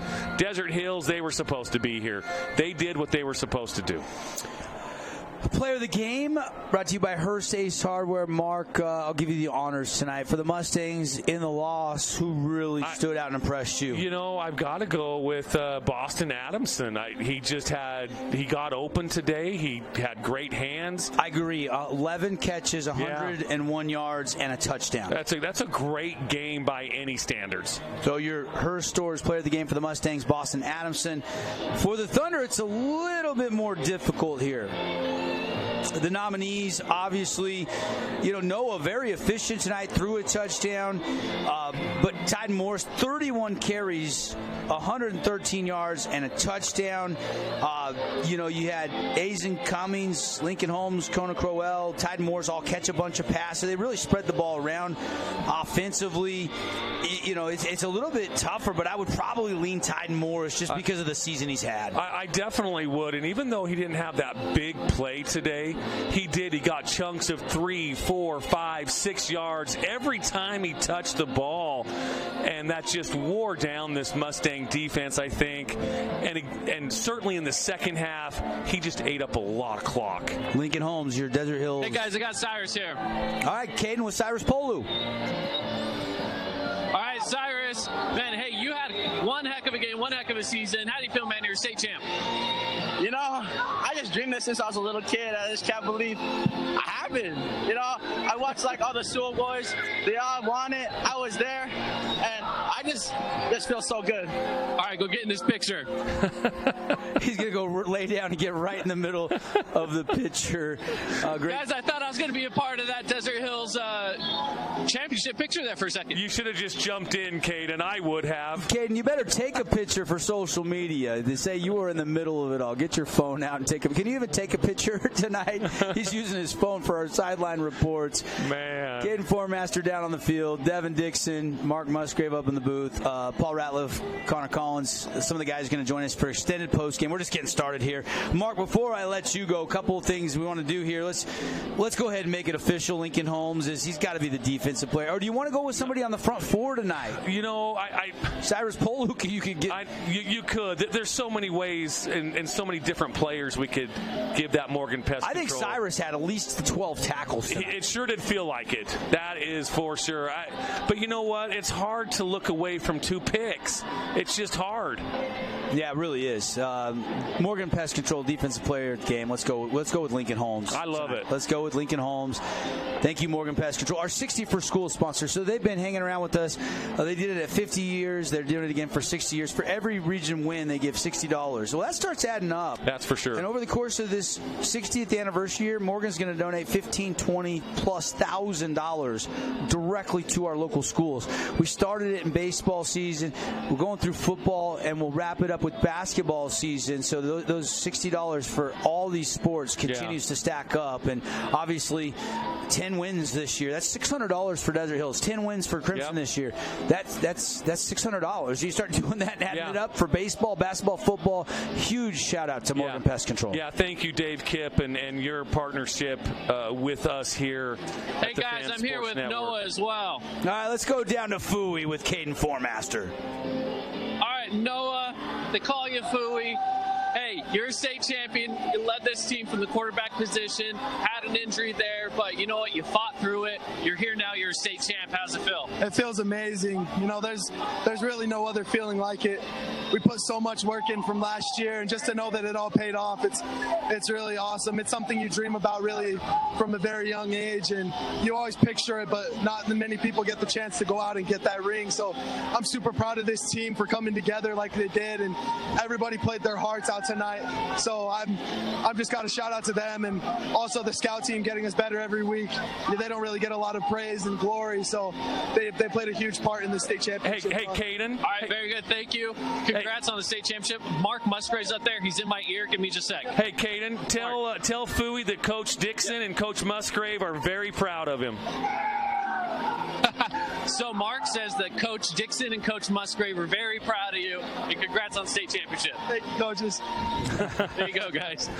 Mark and I were youth football coaches together many moons ago. And Fooey was our quarterback, and I always thought that he was going to end up getting converted to tight end or middle linebacker. I always thought that as well. And no here question he about is, it. hoisting the state championship. He had the ambition to be a quarterback. He wanted to be a quarterback. He put all of his work into the quarterback position, and it paid off for the young man. Look at Kealo Lou. Kealo Lou is at the UT, just soaking it in. The sophomore is just soaking up the scene right now.